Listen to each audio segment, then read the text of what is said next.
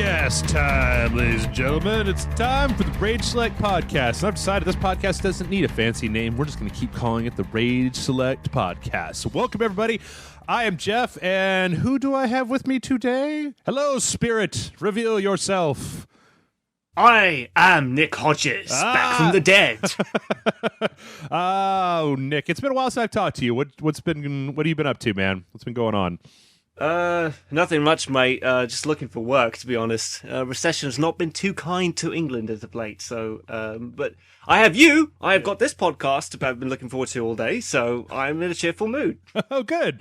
Even though I can't really pay you, Nick. I don't know. We didn't really discuss it before we started, but I could send you... Oh, hell with it. This is one of my favorite jobs. It makes me cry a little inside. Can't you? I thought you could still get work as like a chimney sweep, right? Or like a... what other jobs do they have in London that people don't do? No, all those jobs are going to foreigners now. You can't get good old-fashioned English chimney sweepers.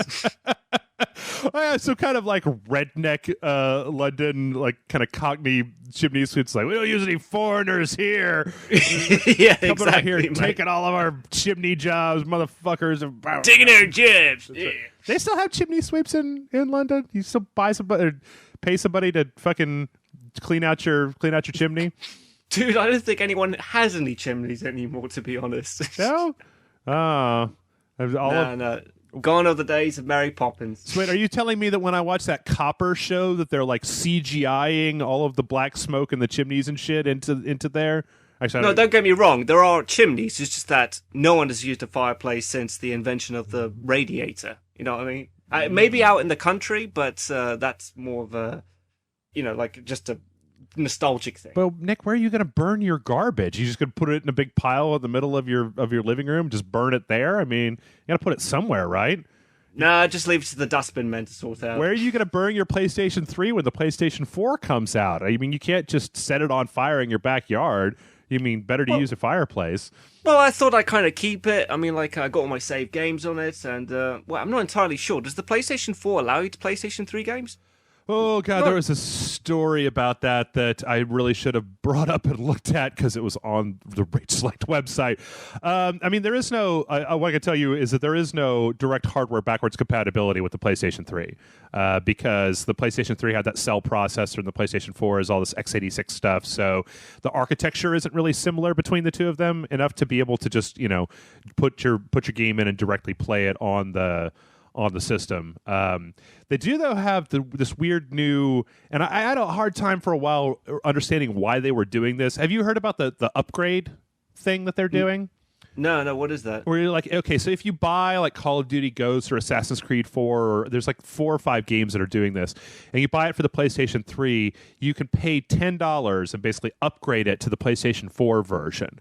And at first, when I was looking at it, I didn't really understand it because I was like... Well, why don't you just buy the PlayStation 4 version? What are you, fucking stupid or something? Like, you're like, I'm going to buy the PlayStation 3 version and then pay more so that I can have 2 copies of the game. Yeah! And then I'm not going to play one because it's on the system that's old. Ugh! Like, hardcore. But then I realized when I went to go add all this stuff to my GameFly queue that, Assassin's Creed 4 and Watch Dogs, or not Watch Dogs, but Assassin's Creed 4, Call of Duty Ghosts, and a few of those games, they actually come out before the PlayStation 4 and the Xbox One are going to be released. So what you could do is you could technically get the 360. I think they're doing a similar program with the 360. You could get the PlayStation 3 version, play it, and then when the PlayStation 4 version comes out, you could be like, oh, I've already got this. I'm going to pay $10 and upgrade it to the PlayStation 4 version instead of buying a whole $60 second copy of it. So basically, it all comes down to how patient you can be. Well, and knowing gamers aren't exactly known for being patient. Let's see. I'm going to read one of my guys directly off the website. Today, Sony detailed their trade-in upgrade system they previously announced in May. If you purchase a physical copy or digital copy of games mentioned... Okay, this is what I was talking about for the PlayStation 3. Okay, yeah. Okay, this is what I'm talking about. Yeah, as far as I know, there's been some rumors out there that the PlayStation 4 might use the streaming service on it, like the Gaikai stuff, to give you a way to play PlayStation 3 games, but I'm still waiting to see on that because I played on live, and the problem with that streaming stuff, I really hope that they get it right. I mean, don't get me wrong, is that there tended to be a little bit of lag between when you had your controller input. It was very small. It was a very minute amount, but it was just enough that it kind of broke the immersion, because when you hit left, it wasn't as snappy turning left. There was just an incremental little pause that you, if you're a big gamer, you could kind of notice, and really kind of just throws you off. So I don't know. Are you gonna get the PlayStation 4 as soon as it comes out? Oh yeah, we already got PlayStation 4 and Xbox One both on pre-order right now. And actually, there was a story that came. This is actually a pretty decent segue. We can come back later, but it's a pretty decent segue into the first news story that I've got. Is I believe it's at TGS. There was a, let's see, TGS, they announced some stuff about the PlayStation camera, but they also said that they were going to allow people to capture PS4 footage via HDMI, which is good news for us, because I was sweating that one about how the fuck are we going to get our PlayStation 4 footage if they lock that shit down. Because I don't know if you know this, Nick, but on the PlayStation 3, they use this digital encryption called HDCP that encrypts all of the HDMI output from the PlayStation 3 to your television. And normally it isn't a big deal, but if you're trying to capture that footage, like, you need some really specialized equipment to get at it, or a thing that is kind of maybe not the most legal thing in the entire world, called an But we won't get into too much detail about that. HDCP stripper. Well, I don't need it right now, because right now the PlayStation 3 has an analog out on it that you can use to do capture, and that's how we do all of our capture for PlayStation 3. Is we use the multi-port in the back to plug into the capture box, basically doing component level capture. But none of the new systems are going to have any component cables on them, so it was like, there for a minute there, I was like, well, I guess we're going to have to be an Xbox One shop from here on out. I guess Xbox One and high-end PC, I suppose. I guess they recognize how many people are doing Let's Plays on YouTube, and that getting rid of all that would reduce their markets in a sense. Yeah, I mean, it's been Let's Plays have always been kind of a weird thing where nobody's, the legality of it is weird and up in the air, because a Let's Play isn't the same as, it's not the same as just like capturing footage and putting it up. Like, you're not just putting up footage of a game. I mean, some people do that, but for the people that tend to be more popular with it, you have some kind of commentary, and so you go, well, you're not just putting up raw, unedited footage of a game and going, here you go, you don't have to buy it anymore. Like, you can just watch the entire game on this YouTube channel if you don't want to go out and buy it. It's not like that. It's, you're playing it and you're commenting while you're playing it, and so I don't know. It's a real weird legal gray area where right now I don't think any of the big game publishers outside of Nintendo really want to fuck with the Let's Play community, because that I think that they recognize that Let's Plays tend to get people excited about games, and they tend to look at them, and yeah, it's free publicity. So right, yeah, they shouldn't knock on that. Well, Nintendo won't shut you down if you're playing Nintendo games, but what they will do is they've got some kind of deal with YouTube, where they basically, if you monetize your YouTube videos and they happen to be Nintendo games, Nintendo basically just confiscates the profits. They say, like, oh yeah, you could leave your thing up, you could put a commercial in front of it, but we get all the money, so eat shit, because it's our game. Yeah, that's why Nintendo's so popular right now. Yeah. But this story that I was reading about that had that HDCP stuff in it also talked about the Sony confirmed that the PlayStation 4 camera, the new PlayStation Eye, is going to have voice commands and facial recognition and basically all the stuff that Kinect has, except that unlike the Kinect, it's going to be completely optional, and you could totally buy it if you want to, and you could totally go fuck yourself if you don't want to. And I don't know, do you have the PlayStation Eye for your PlayStation, Nick? Hell no, I don't. No, I'm not really interested in that kind of stuff. I got one, and then I used it. I got a Move. I had to get one I had the Move. I got one of those, and then I used it for, I think I played Killzone 3 with that big machine gun controller that you shove the Move controller into and snap all this shit in. I played one of the Dead Space games with it. I don't like it. I don't like waving your arms around. Of course, you know what I do like is the fact that on the PlayStation 4 they put the Move stuff is obviously built into the controller because of that light on the front so that it can see it. So you don't have to wave this the stupid ice cream cone thing around. No, I think that I've seen you. One of your happy hour videos, you were playing like this dance game, or where you're moving around and it takes a picture of you, and for a split second, like you were up on the screen and you're like trying to cover your face. And you're like, no, I don't want to show myself. Gosh. Yeah, we've kind of gone. We've gone all the way through that. People know what my face looks like now. So yeah, that's I don't know, but I think that once again, this is just. I don't know. You know what, Nick? It's been a while since you've been on the show, so I think that a few of us have weighed in on this. Do you think that this stuff is going to get anywhere in this next generation? I mean, the fact that the Kinect is now completely optional, that you don't even have to have it plugged into the Xbox One, and the fact that this camera is a third-party peripheral. I mean, let me just phrase it a little bit more personally. Like, is there anything that would get you super excited about playing a game that had motion control and camera support and that kind of stuff on it? Not right now. I mean, like, I think eventually they will come up with some kind of hook to draw you in and to use those functions. But right now, it just feels like they're kind of trying to shove it down your throat. They spent all this money onto this product, and it's not exactly working. I mean, of course, people are using it, but not as much as they would like. I mean, do you know anybody that uses a Move control? Like, I bought a game today, and by the time this podcast goes up, people will have seen it, called Puppeteer for the PlayStation 3. And I looked at the back of it. I was bringing it home. I was like, oh, let's take a look at this. I'm at a stoplight, and it's like, oh, it's 3D. It requires some hard drive space. Oh, there's motion controls. And I think we've done so many podcasts where we've spoken about this, and I think you are right in your assertion that gamers are generally quite lazy when they play games. I mean, they just like to sit back and just have the experience of the game with just a controller in their hand. That's not what I'm trying to say, Nick. That was never my. That was what you originally said, though, mate. That gamers are generally lazy. Well, okay, yeah, I guess I did say that sort of. But I don't. For me, it's just my thoughts on that have been a little bit changed over time. Just in that there was this video out there that I've talked about 100 times before, talking about how there's the synesthesia between using a controller and your actions happening on the television. That when you're not even a hardcore gamer, but when you're an experienced gamer, you tend to get, so you don't have to think about it. And actually, some people and some of the comments that we've seen out here have talked about, like, yeah, I'm not. Oh, in the last podcast we had, I said I want them to add like 2 more buttons to the controller somewhere, because I still feel like we don't have enough buttons on a controller. And somebody in the comments was like, dude, I am not a hardcore gamer, and I still have to look down at the controller to see which button is this button when I'm playing or whatever.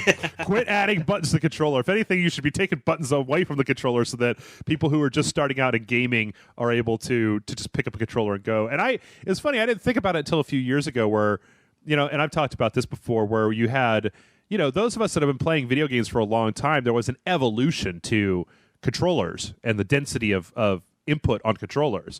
You start with the NES, which is just, the cross and then the B and the A buttons, and then you moved up to Super Nintendo and they added 2 more face buttons and 2 shoulder buttons, and start and select was on both of those. And then you go to the, PlayStation controller where they added 2 more shoulder buttons on there, and then you go to the analog sticks, and those were on there, and that's pretty much where we are today. And then I guess they added the current generation, they added the PlayStation button and the Xbox button, even though you don't use those in games, but.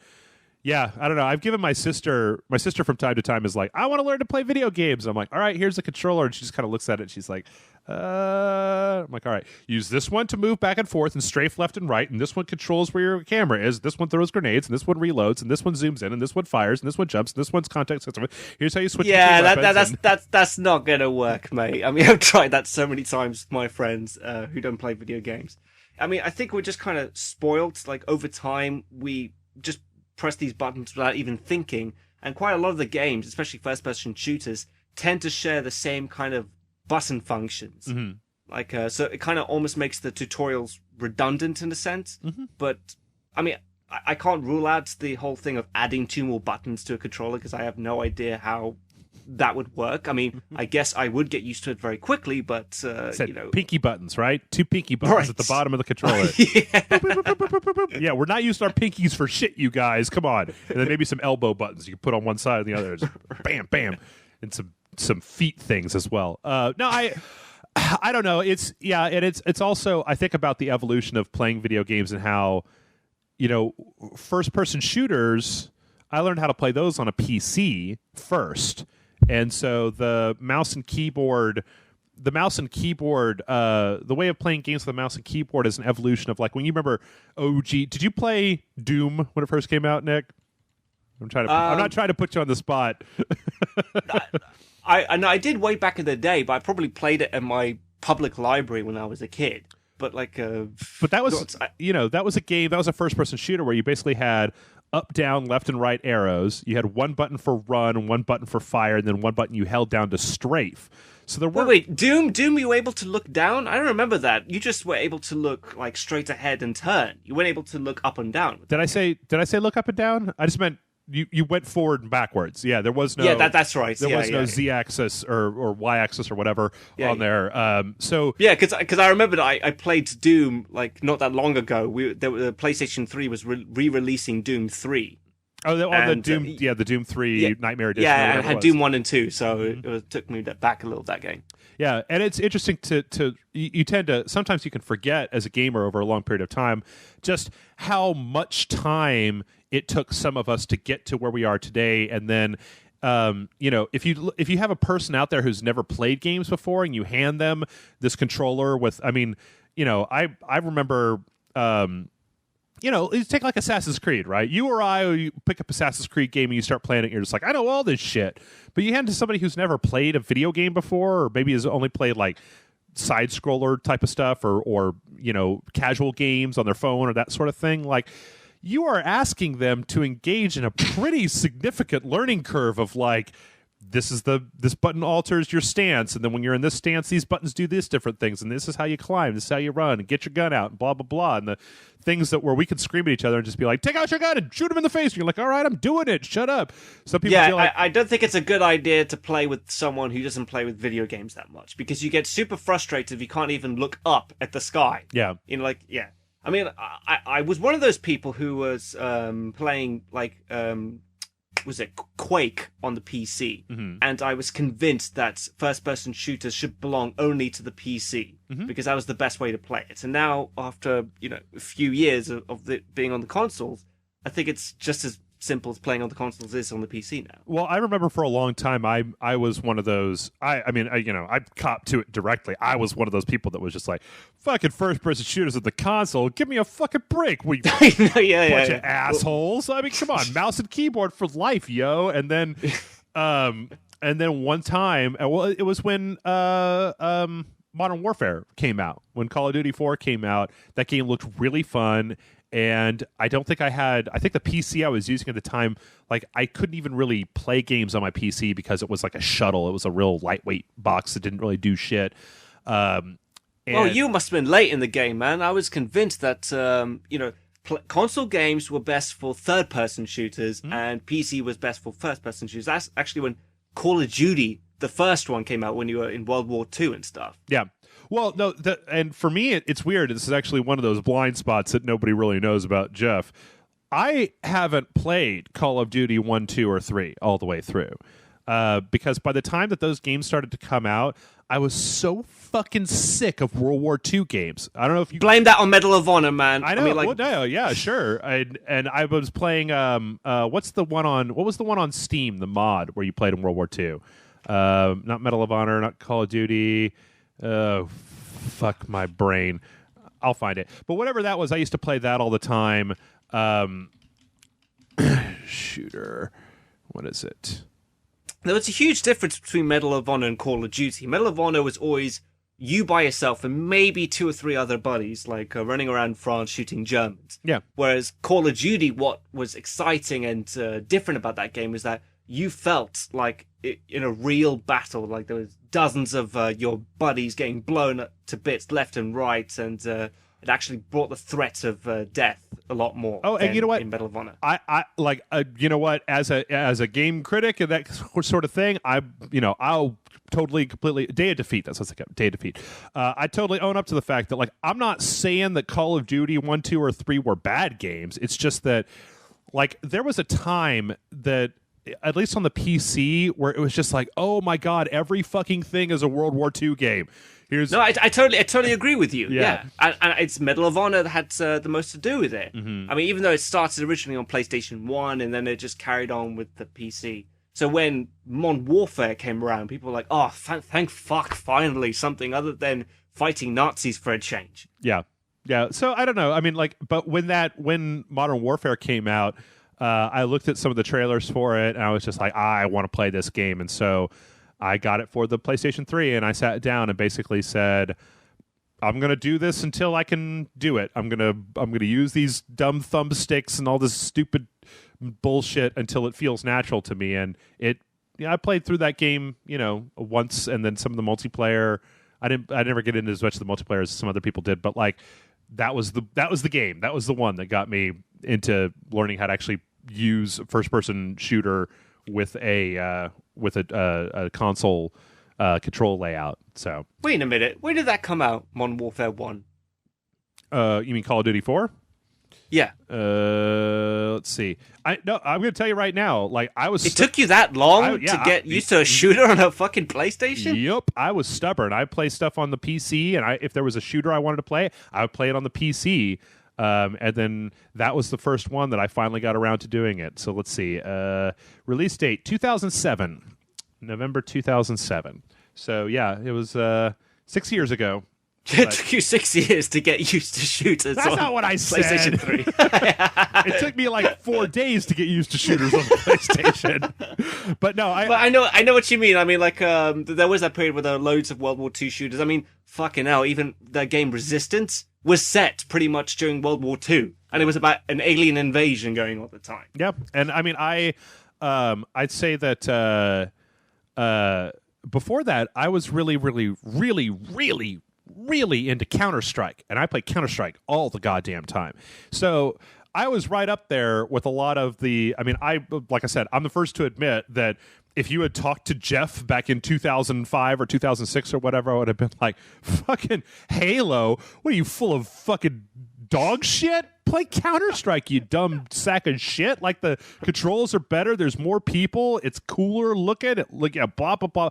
And I was just, I wouldn't, people around me would be like, just don't talk to him about Halo. He'll be just. This is like back when being a douchebag regarding games was cool because no one else was into it. Well, now it's just like common. Yeah, absolutely. I mean, I remember I worked at Microsoft when Halo came out.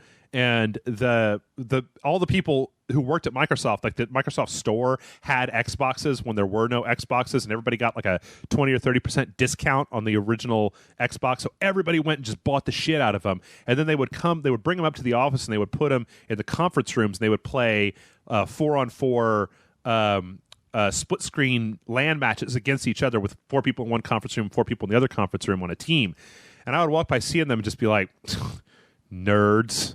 It was the quintessential hipster statement of like, oh yeah, Halo. I remember that when it was called Counter-Strike 3 years ago. You dumb sacks of shit. You fucking, ooh, I got a laser gun. I'm driving around a Jeep. Yeah, I'm just driving around a Jeep in Jeepathon. Fuck you guys. So, all right. Well, you know what? That's so much like it was just that one hell of a segue, mate. Yeah, news story. Yeah. In other news, we had a story last week about how Grand Theft Auto 5 made $800 million in its first 24 hours. And we've had another story since then that Grand Theft Auto 5 sales have surpassed $1 billion in the first 3 days at retail. Oh my God, mate. I think that game was worth every single penny.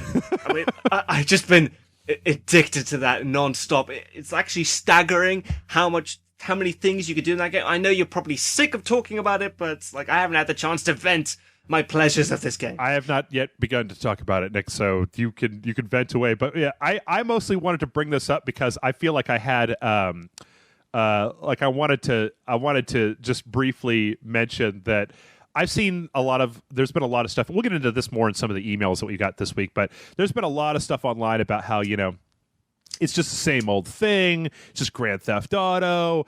Oh, you guys should change these things because they're insensitive, or I don't like this thing because of this, or the humor. Is this blah, all blah, the blah. controversial? Is this all the controversial stuff surrounding the game? Yeah, a little bit. But there's just been. I mean, there's as there always is, and I think it's just this has always been the case, but it's just gotten more front and center in the last few years because of the internet. But there's it's only front and center because it's become that much more popular. I mean, remember when they were having a crack at Mass Effect 1 for its explicit sex scenes? Oh yeah. Yeah, I mean, like when that game came out in the UK, Mass Effect 1 was rated 12. Mm-hmm. Okay? Only like 12-year-olds could play that game.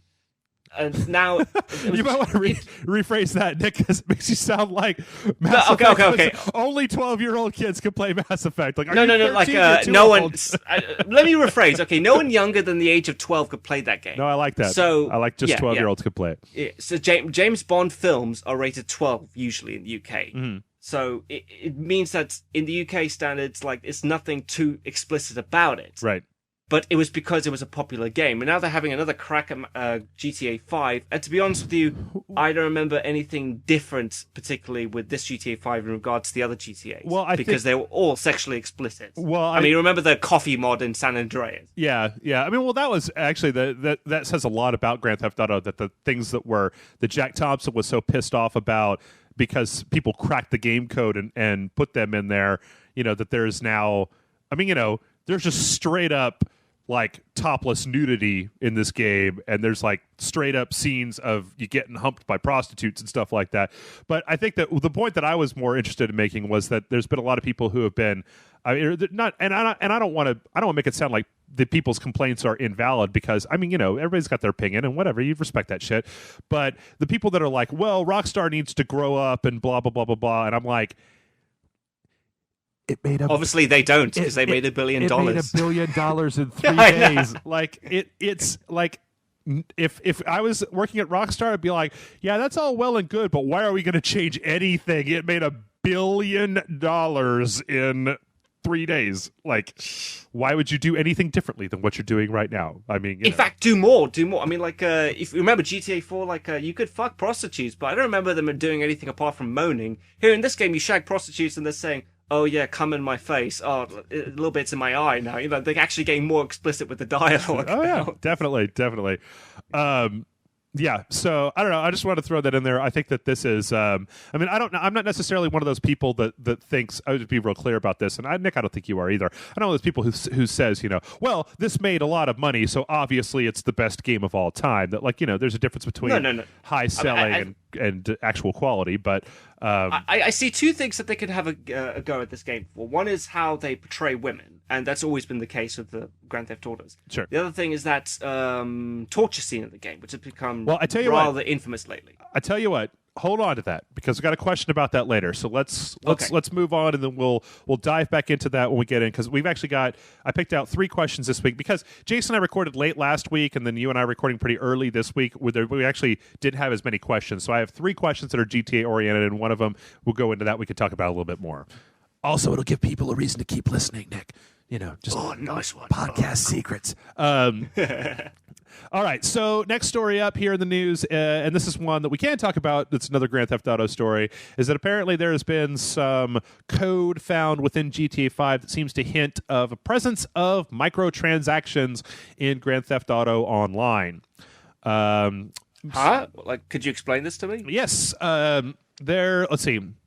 A Redditor, 1800, noticed that when players attempt to open the Xbox Store option in Grand Theft Auto 5, no results are produced, but the game searches for a specific XML file. This file contains references to cash cards worth up to $1.25 million in the game's currency, as well as the following text. Cash is king in this town. Solve your money problems and help get what you want across Los Santos and Blaine County with the purchase of cash packs for Grand Theft Auto Online. All purchased cash is automatically deposited into your character's bank account. Spend wisely. Cash therapy is fleeting. So, it's still unclear to us as to exactly what all is going to be included in the online, like what else they're going to put in there. But it seems like they're including the ability to, if you don't want to go out and earn in-game cash, that you can just straight up buy it off of PlayStation Network or Xbox Live. And they're probably you mean like Diablo, the way they did it there, or well, yeah. I mean, it'll be like other games. It'll basically be like you. Okay, so let's say guys, I'm talking about the ass here, so don't quote me on this. But like, say that it's $5 for the $100,000 option. You just go to the store, you pay $5 in the PlayStation Store or the Xbox Live, and then it'll just dump $100,000 onto your character. And then you can use that to buy whatever. Because, I mean, there's also been stuff that I've heard about with, like, you know, you can buy insurance on a car in the game so that if you total it, if you modded out a car and you total it, you can get it back. And, you know, the trailers that they've had out there seems to indicate there's going to be, you know, there's real estate that you could buy. You can invite people into your apartment. There's going to be clothing options and moddable cars and stuff like that. So you're going to need money to do this stuff. And how you get that money, to me, is at least still a little bit unclear, whether it's just going to be where they're going to have any of that heist stuff in there, or you're going to be robbing just armored cars, or what the deal is going to be. But is that why I can't buy that fucking cinema that costs like $200 million in the game? I don't know. Because that is bullshit, mate, if you ask me. See, but here's the thing: is that I don't know. I mean, the development diary videos that they've had online seem to indicate that, like, when you go into Grand Theft Auto Online, you're going to create your own character. That it's not going to be Michael Franklin or Trevor. It's going to be your own male or female character that you choose and customize and tattoo and put clothes on them and stuff or whatever. So I would be willing to bet that they're probably not going to let you carry the money that you have in GTA over into the online part. That they're probably going to set you back, and they're going to take all the mission stuff away, and they're going to take, you know, the stuff that you've done in the single player away, and then start you out from scratch, and then basically give you ways to make money and to customize stuff and to go on missions and stuff with people in the game.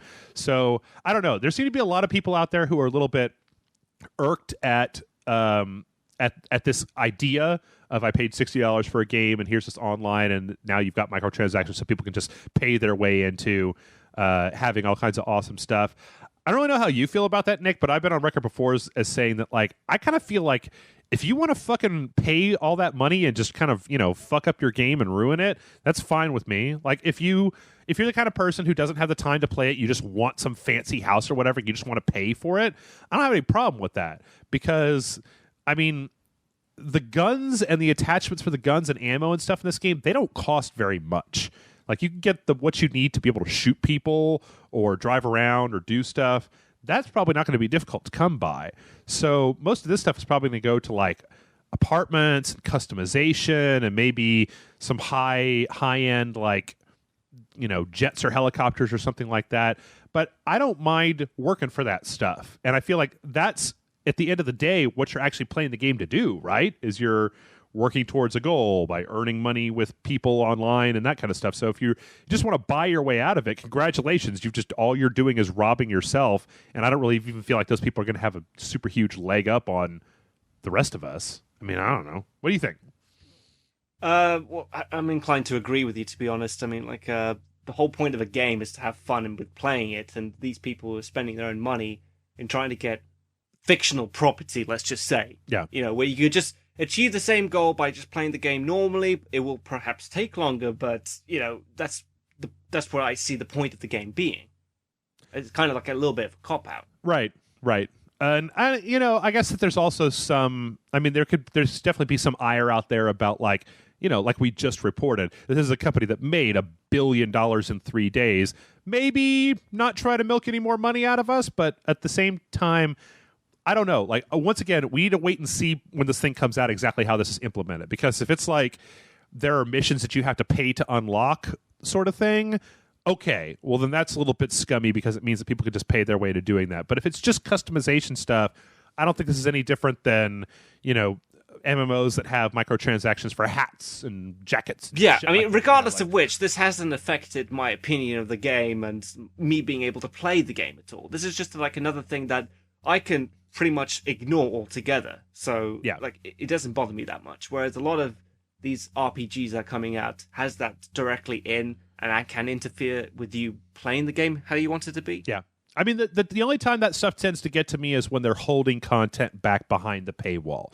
And exactly, so far, yeah, there's no indication that is what is going on here. So, you know, let's see what happens. If it turns out that you can just buy your way into beating everybody's ass online, okay, maybe that's a problem. Like, if you could buy, well, we're going to stay away from all spoilers, Nick, so I'm not going to say that. But if you could buy that thing that you get in that one mission that is pretty awesome, that you do up north, then, like, that would be a problem if I could just put in $2 and become kind of invincible. But all right, so let's move on here. We've also got we got 4 more stories here. One is, Nick, have you seen the Vita TV? Have you seen the news about this thing? Little box that Sony's putting together that lets you essentially play Vita games on your TV and use it as a streaming box. And it's essentially a Vita, but it's just in a set-top box style. No, not at all. Okay.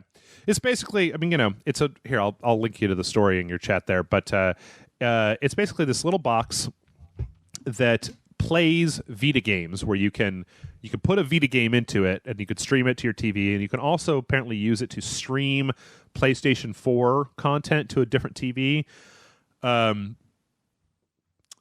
Sony right now, there's a story saying that they don't have any plans to release this in North America right now.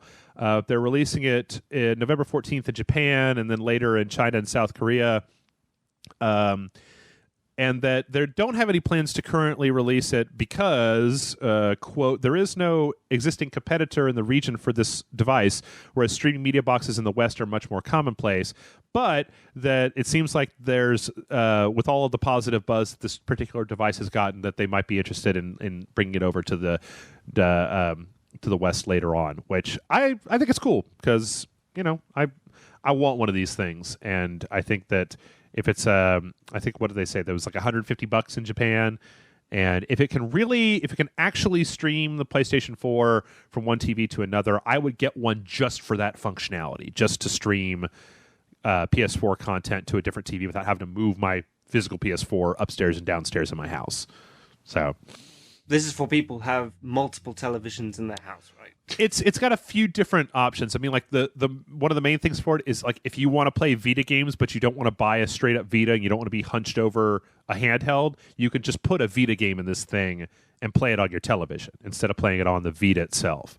But then one of the things that we've heard is that all Vitas are supposed to be able to support streaming of games from the PlayStation 4 to the Vita over Wi-Fi or over the network. Oh, technically over the internet, but whether that works or not, I don't know. But since this thing is essentially the guts of a Vita, it should be able to also do that. And it could sync up with a PlayStation 3 controller or eventually a PlayStation 4 controller. And you can use it to stream movies and stuff like that as well. So it seems like a really cool box. And I hope it comes over here because this is the kind of weirdo tech stuff that I really, really like. Hey, dude, I'm all up for innovation and stuff, but I don't see this becoming particularly popular. I mean, like, there'll be some people who interested in like niche, content like that, sure, like yourself. But it's not going to be for everyone, I think. Oh, definitely not. Definitely not. I just hope that they bring it. I hope it's one of those things that they bring over here and they do a limited run and just see how it goes. Because I would love to pick one up. Because at $150, it's not really that expensive. It seems like it could be a useful gadget. It would be incredibly useful for me, specifically so that we could capture Vita games for the show. So that is also another reason why I would want one, just so that we have a way to do Vita output in a way that we can capture without putting a fucking camera at the screen of the Vita, and then it looks like shit. Right, yeah. I swear to God, man, the screen of my Vita is so dirty because they keep, like, I played Killzone Mercenary on it, and they want you to do all these swipes on the screen. So, like, every time you do a melee attack on somebody in that game, it asks you to swipe across the screen in a certain way in order to do the melee kill on them. And I'm like, well, that's great. It looks like I've been drawing freaking oily finger swastikas all over the screen because it just swipe the entire time I'm playing. Like, can I please, I know you guys want to use your touchscreen and shit, but I'd really rather not be putting my dirty thumbprints directly on the thing that I'm playing the game on. So, you know what really annoys me is I keep upgrading these screen touch gadgets, like whether it be for the iPhone or for the fucking Vita and stuff, but they still haven't invented a screen that will get rid of smudges. That doesn't leave any smudges on the fucking thing. Like, I mean, can't you have like a bit of plastic or something that you could just stick to the lid that won't have any smudges at all? Like, it really bothers me. Or nanobots, Nick. They're the little nano machines that come out and they just clean off your shit, right? Yeah. I can't be the only one thinking this, man. Seriously. I remember reading this. I don't know if it was a fiction or if it was just somebody doing some near future stuff, but I always loved this idea of like, all right, so nanotechnology, of course, is a whole big ball of wax to change the world or whatever, but there was somebody in something that I was reading that I was like, You know what'd be really cool is if all of our clothes were just infested with little nanomachines, and all they did was just run around and take the dirt out of your clothes and dump them out, so that the clothes you were wearing were always just super clean all the time. You never had to wash them or anything. They just shed dirt into the air the entire time that you're wearing them. Dude, I'm still waiting for that self-drying jacket from Back to the Future 2. I'm pretty sure we could make that thing now. I would settle for the shoes that don't have laces that just zip up themselves. Just zzz. Oh yeah, like the Nike tennis shoes in that movie. That would be awesome. Fuck all that. Why are we talking about the clothes and shoes and shit? Hoverboards. Before we do anything else, let's get the hoverboard because I've been waiting for that. It always comes back to the hoverboard. No one gives a shit what gadgets are created. People are still like, is the hoverboard made? Nope, I don't care, mate. All right, 3 more stories here, and we'll whip through these because we're going a little bit long today. The next one is... Actually, you know what? I'm skipping this. It's a Steam OS story.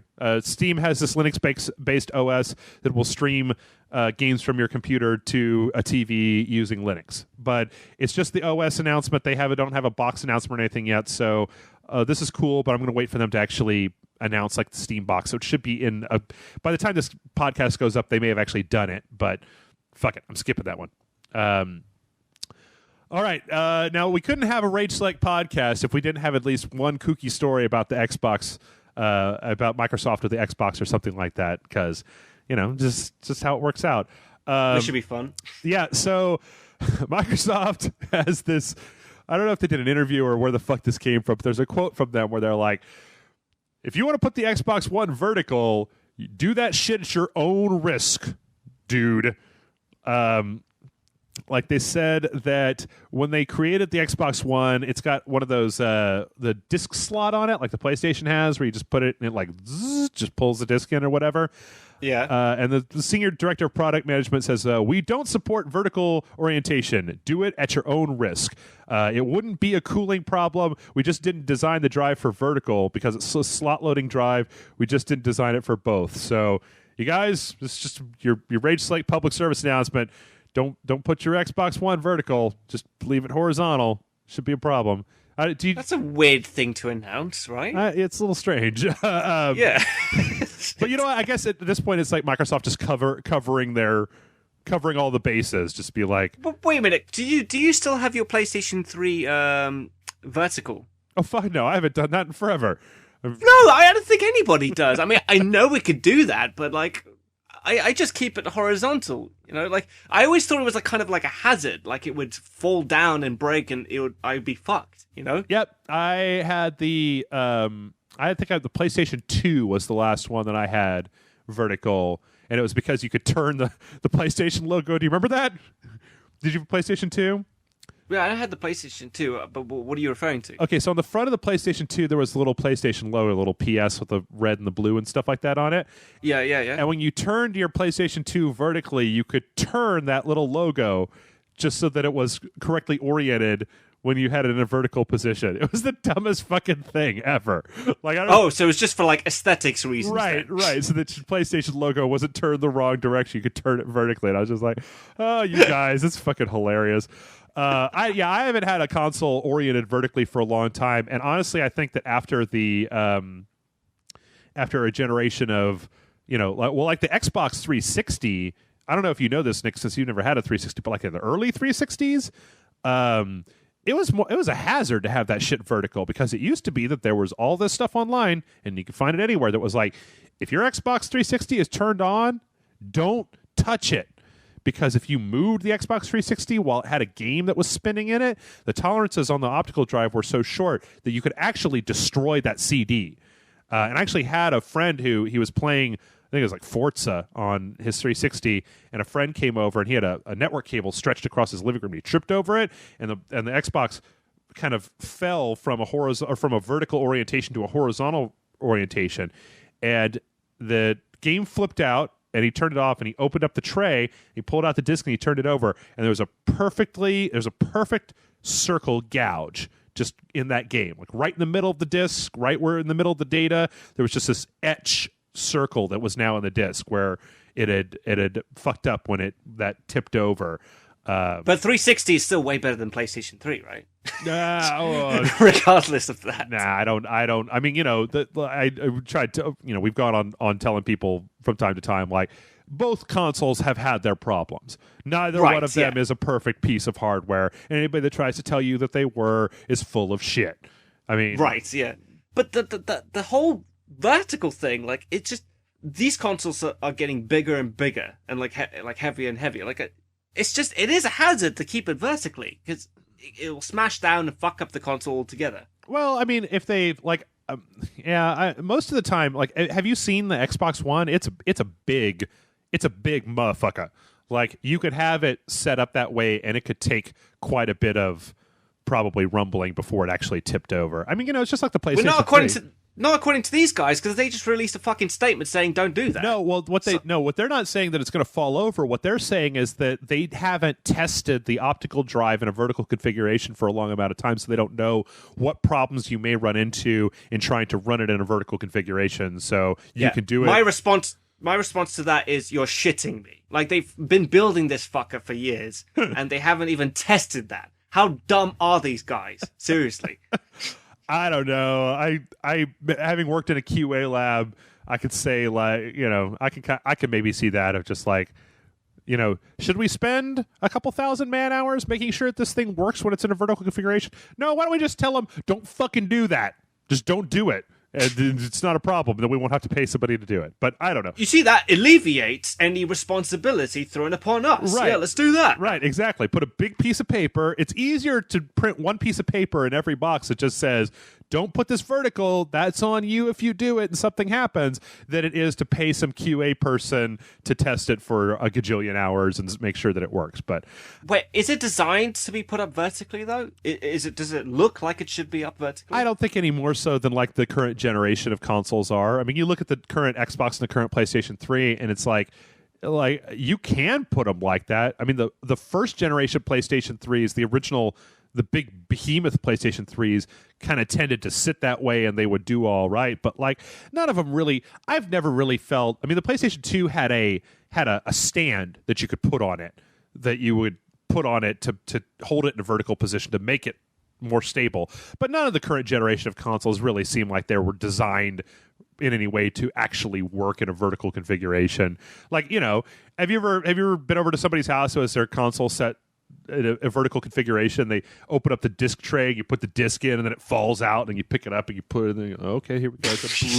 I like playing games when it's more difficult. Right. I mean, I don't know. I mean, like, you see that in the commercials for these consoles, and you're always like, why? Like, I don't need to see it like that. It should just be horizontally. I mean, that's how I'm going to play it anyway. You know what? This is a perfect time to say to the people listening, do you guys in the comments prefer your console in a vertical position? I would like to know why. And I bet Nick would too. Like, do you find it more aesthetically pleasing? Do you have an entertainment center where you can only get airflow if it's vertical? Like, what's up with you, bro? What are you up to, bros and brosettes? I just realized this is the geekiest debate I've ever heard about fucking consoles ever. I'm not even debating with you. I'm kind of like, why even do that? I just think it's a weird thing to have a news story. Like, there's so much news these days, Nick. I don't know if you know this if you go to gaming news website, but fucking hell, man. Every third news story these days, it seems like it's like, here's a new Kickstarter for a new game, or here's like a new early access thing, or here's a story about this one Kickstarter or this Kickstarter got funded, or this Kickstarter. And like, I know back in the old days, I was like, man, I hope Kickstarter really takes off and they start making a lot of games. But now I'm like, can we just shut up until the games actually come out? I'm really tired of like, I like news stories, not just like, here's another Kickstarter, go look at it. Yeah. I feel like that's with all games, to be honest. I mean, when they start advertising their games like 2 years before they actually come out, that actually pisses me off. Yeah. Because, that just extremely frustrates me. I mean, I think you were the one who introduced me to Star Citizen or something like that. Oh, yeah. Like, oh, God, that game's so awesome.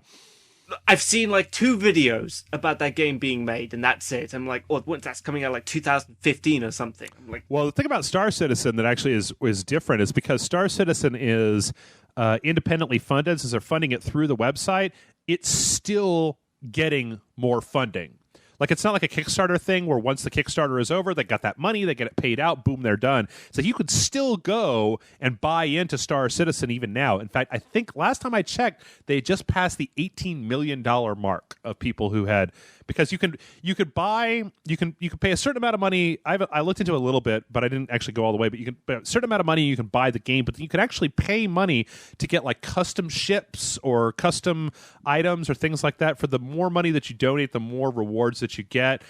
It's actually a really clever. I mean, as long as the game doesn't turn out to be shit, let's all cross our fingers. I got two things. I got two things to say. That one is, in a way, I kind of hate you for introducing me into Star Citizen because now I'm way too excited, and that game's not coming out quick enough for me. Yep. Second of all, I don't trust anything since Alien Colonial Marines. Okay, like they fucking lied, and I'm just used to games fucking lying to me now. So I will not buy that product until I see a good review of it. Okay, so here's a question, Nick. Do you know who Chris Roberts is, the guy making Star Citizen? Wait, he did some other. Did he do Wing Commander? Yes, he's the guy. Yeah, I remember him. So, like, Chris Roberts. I know he's good, man. It's just like, my faith in games have been fucking shaken, man. Since Alien Colonial Marines. I mean, just recently, Rome 2 Total War, one of the games I was looking forward to the most. Mm-hmm. Like, they lied. They showed some footage, say, this is alpha, it's going to look way cooler than this, and it looked amazing in the alpha. You play the actual bit in the real game today, and it looks nothing like that. And that's from a game that I had absolute faith in. So, fuck you, man. Fuck all these games. Nick, it's just part of growing up, man. You got to get your heart broken enough times, and then you're like... Son of a bitch. Like, okay, here, let me give you an example, right? So, as we all know, you and I both big fans of Metal Gear, right? Yes. Okay, so Metal Gear Solid 2, and I'm not going where you think I'm going with this.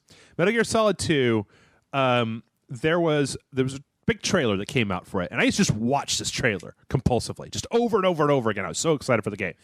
And one of the things they showed in the trailer was Solid Snake on the deck of the tanker in the tanker mission, shooting like a grenade launcher at this guy. It was a real quick thing. It was a little bit slow motion. It was towards the end of the trailer. And I was like, oh, it looks badass. Now, of course, when the game came out, we all found out what happened. It was, right, 10% Snake and 90% Ride, or 5% Snake and 95% Ride. But I spent so long looking for that fucking grenade launcher on the ship. I'm like, they showed it in the trailer. Where the fuck is it on the ship? And that was when I finally, and I went through. I got when what was it? Subsistence, I guess, came out.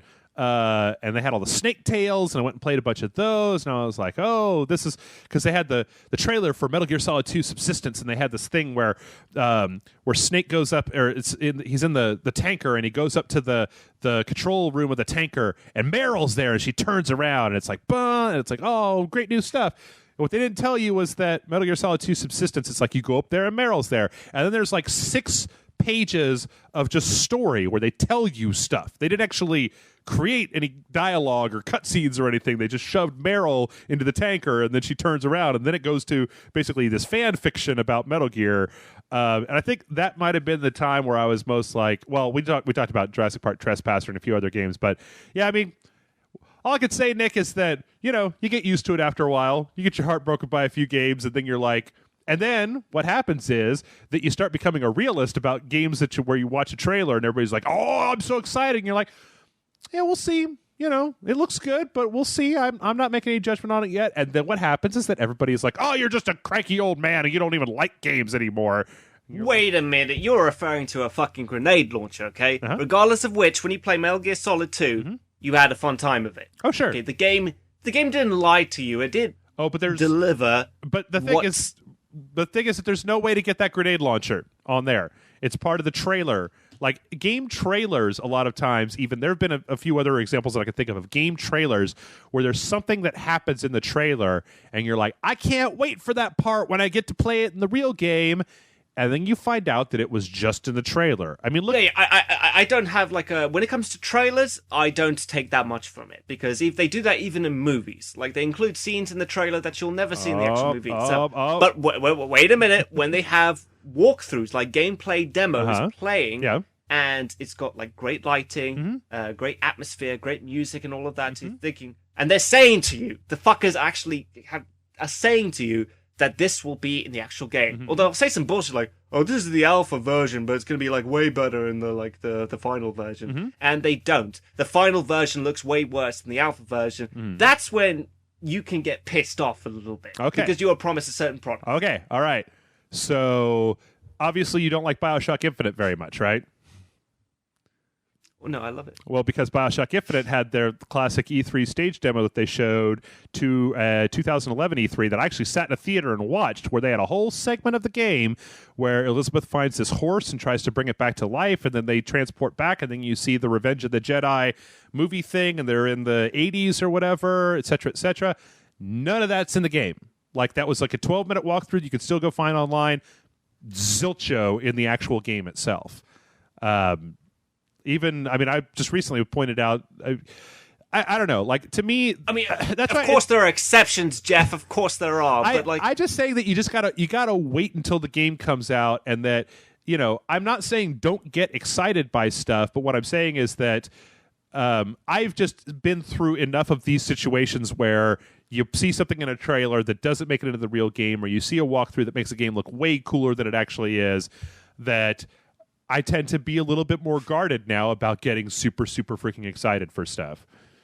Unless you get to punch a shark, because then I'm all about it. Yeah, that's because you're more experienced than I am, Jeff, and you're probably wiser in your many, many years of playing games. But I feel like, you know, my faith in gaming, the gaming world, has been broken. So that's why I don't pre-order games, and I'm always a little bit hesitant as to, you know, whether the game's going to be good. Hey, a little healthy cynicism could go a long way in the video game industry. That's all I'm going to say.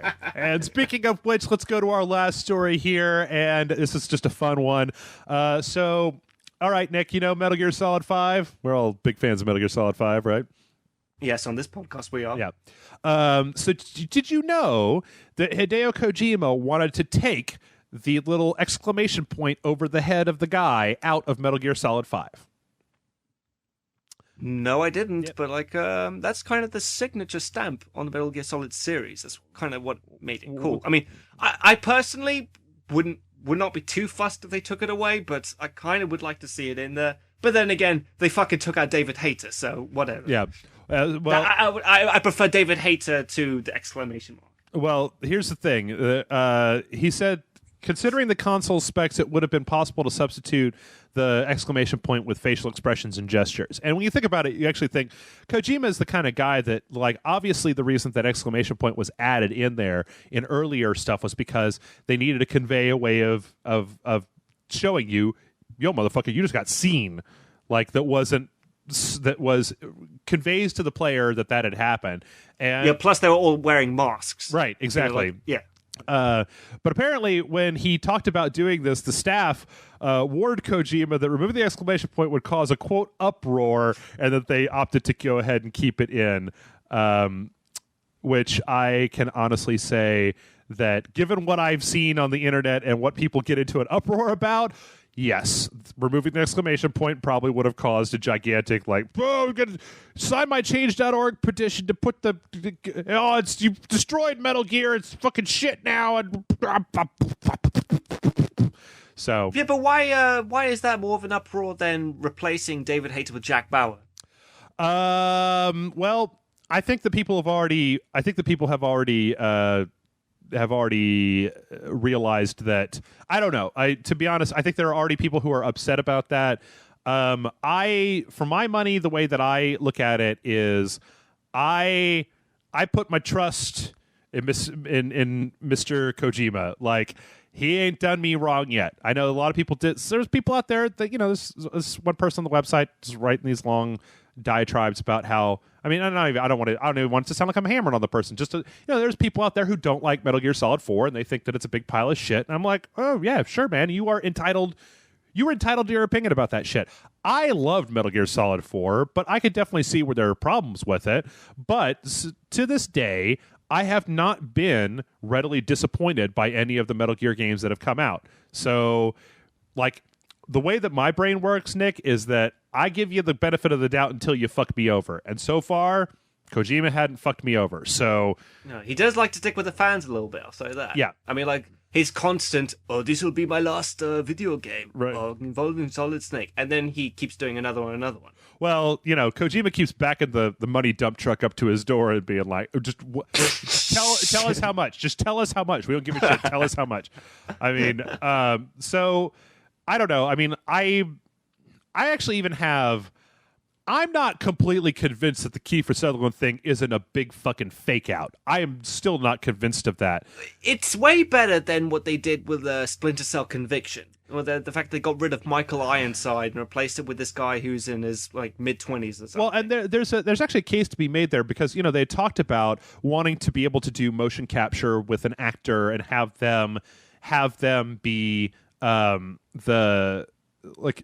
match up, right? So that you want... Yeah, I know, but they could have just dubbed the fucker. Well, nobody would have noticed. But or do the thing they did in LA Noire, where they just motion capture Michael Ironside's face and then just splice that onto the actor's body. It looks so funny. Some fucking 20-year-old buff dude with fucking old drunk-ass Michael Ironside's face plastered, copy and pasted onto his fucking head. They can make him fat or something. I don't know. It's just we're all in agreement that Michael Ironside is Sam Fisher. Well, so. but here's I think the major difference. Because a lot of people have called in and asked, and I think we may have answered this one time on a podcast, that people ask like, well, why do you dislike the Michael Ironside stuff and you're not as pissed off about the Kiefer Sutherland stuff? And for me, it's because Kiefer Sutherland sounds a lot more like David Hayter's Solid Snake than that guy sounds like Michael Ironside. Like, it's like, what's his? Kiefer Sutherland says only two ways of acting: whether he's either whispering or when he's shouting. Right. Yeah. So if he just says his whispering stuff throughout the whole game, he might sound like David Hayter. He's either really quiet Jack Bauer or really screaming, "Where are they, Jack Bauer?"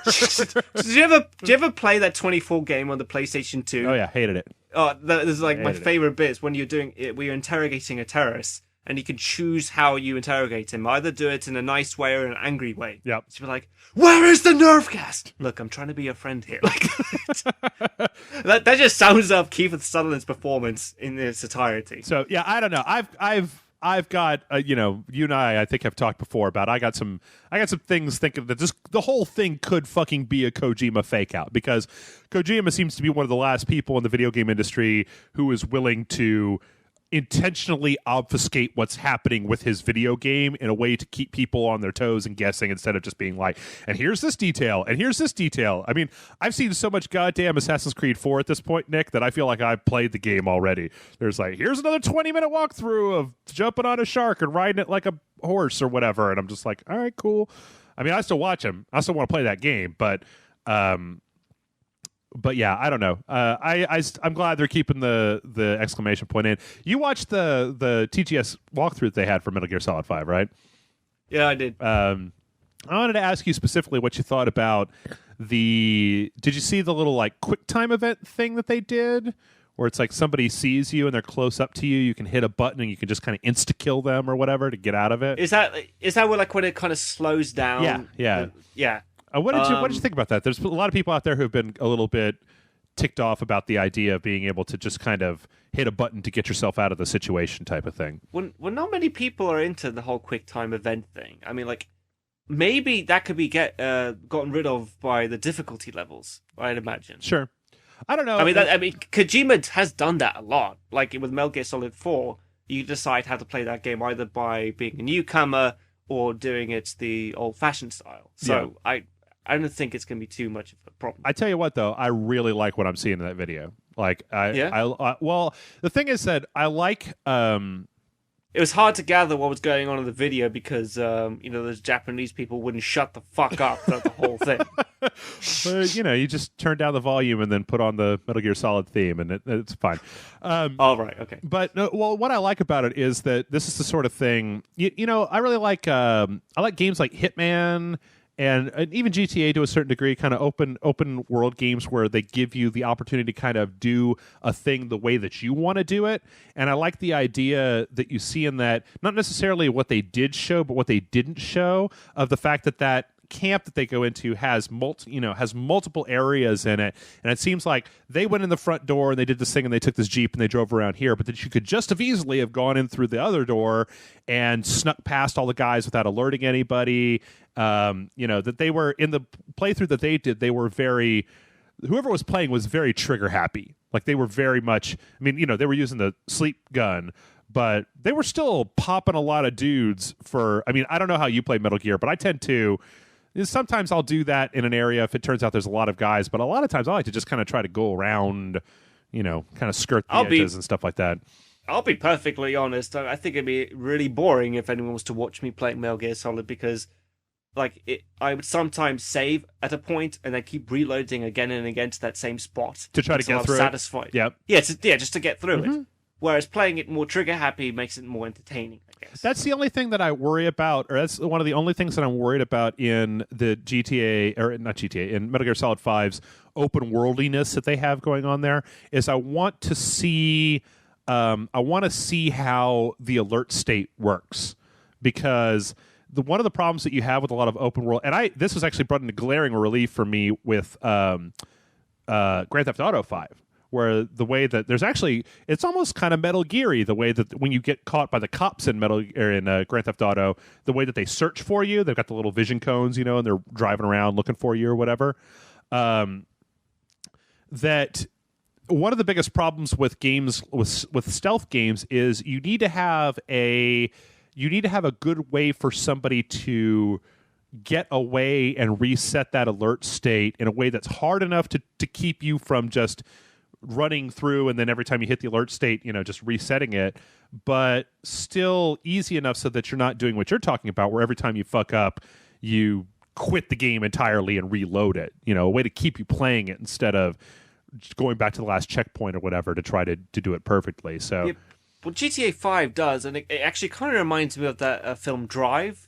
Where what I would do is when I get scouted by the cops, is just hide in an alleyway or something. So, whereas in all the other GTAs, you just drive as far away as you could within a complete radius, and just to get out of that radius where the cops are looking. But what was interesting about that, though, was just that, I don't know how many shenanigans you got up to, but out in the desert, it is fucking hard to get away from cops.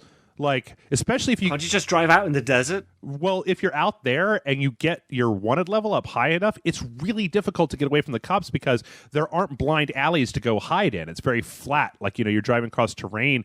And especially if you get to a point where they bring a helicopter after you, because sometimes you can go off-roading and you can try to get them away from you. But, when that fucking helicopter comes out, it's that thing doesn't... it doesn't have to, you have to be underneath something, underneath a bridge or in a cave or something. The only time that I was out in the wilderness, I finally, in order to just fucking get away from the cops, I drove to the ocean and jumped in the ocean and just started swimming for my life underwater. It was the only way I could figure out to get the fuck away from the cops in that out there. Because I started trying to shoot down helicopters, but every time you shoot down a helicopter, it just gives you more stars. And I'm just like, well, fuck, man, now the military's out here. I can't, what am I supposed to do? So I'd really like to, I'd like for Phantom Pain to see kind of how they handle that. Because I'm hoping that with the change of this whole open world and the vehicles and stuff like that, that they have a good way for you to break the alert state and get away from them. Or even just a more realistic alert state where if a guy sees you, he radios it in, it's going to take people a few minutes to get all the way to where you are, or I don't know. We could see. Yeah, aside from the whole open world aspect of it, it still reminds me heavily of Metal Gear Solid 4. Yeah. The gameplay, anyway. Yeah, absolutely. So it's not going to be too different, I think. All right. Well, you know what? We are about halfway done here, Nick. You and I, we're rambling today. We've got some questions to do, but you know what? I think I want to take a quick break. And so we're going to take a real fast break. When we come back, we're going to answer some of you guys' questions. And so we'll see you then.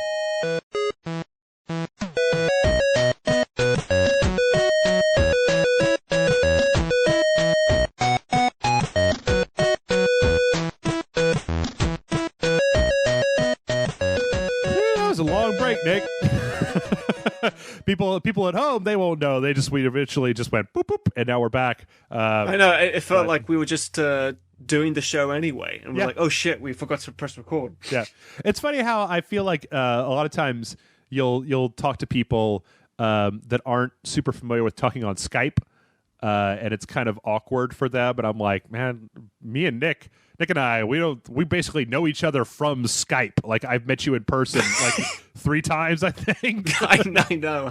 It's actually a wee bit more awkward to talk face to face. Yeah. You know? Like, can you hold up your Skype profile picture in front of your face and make it flash a little bit whenever you're talking to me, and then put it down when you're done? Wait, you know what? I'll just close my eyes. It'll make it that much easier for me. That's right. I don't have headphones on. Something seems real weird here. All right, folks. Well, welcome back. We're going to do some of you guys' questions. We actually have a bunch of GTA questions, but we're going to start with the non-GTA questions. That way, at the end, people who don't want to listen to Grand Theft Auto questions can just skip it. So, our first one comes in from Mr. Charming Man. And he says, hello, Jeff and Jason, most esteemed beard man and the Holy Murph, or, we switch out the other person on the show from time to time. It is I, Charming Man from Manchester, England. Do you have anything to say about that, Nick? Do you want to put your 2 fingers up at him or something? You fucking Manchester Ponces or whatever. Fucking Northerner. No. Well, he hasn't said anything to piss me off yet, so maybe he might be a nice bloke. All right, let's go here. I have a question I hope you find very interesting. We always hear about how music is being pirated and being a major issue and that government should do more about it. However, I have a theory. The artists and perhaps some companies must be leaking it out themselves to get some publicity. Bad publicity is good publicity in showbiz. It can't be from some lowly studio engineer who just got hired. So what are your thoughts on this theory? Keep up the good work. Long may me and Jeff have our continued debates that go nowhere. Yes, that's right. That's why I don't do that much debating on the website. And then he says, Mars Dong! And that's it. So, I don't know. What do you think, Nick? Do you think, from what I know, it sounds more to me like, I don't know. I mean, I don't know if you've ever been involved with this, but seeing a lot of like the movie review folks that I hang out with and hearing a lot about the way that this kind of stuff works, it's not as tightly controlled as I think that people think it is, Not really. I mean, I got quite a few mates who are from India. I mean, you can't really avoid that here in England, but they say that you cannot get a DVD in India without it being a pirate DVD. Right. Like, it's impossible to do that. The only way to see a film like the way it was truly meant to be seen is in the cinema. Otherwise, you absolutely have to get it as a pirate copy. Well, and I imagine that being the same in Slovenia or Poland or other places. Well, plus, you think about like, all right, so you got, I mean, and I guess the thing to maybe keep in mind here is the fact that there seems to be a lot of, like, there's a lot of distribution of things before they go on store shelves.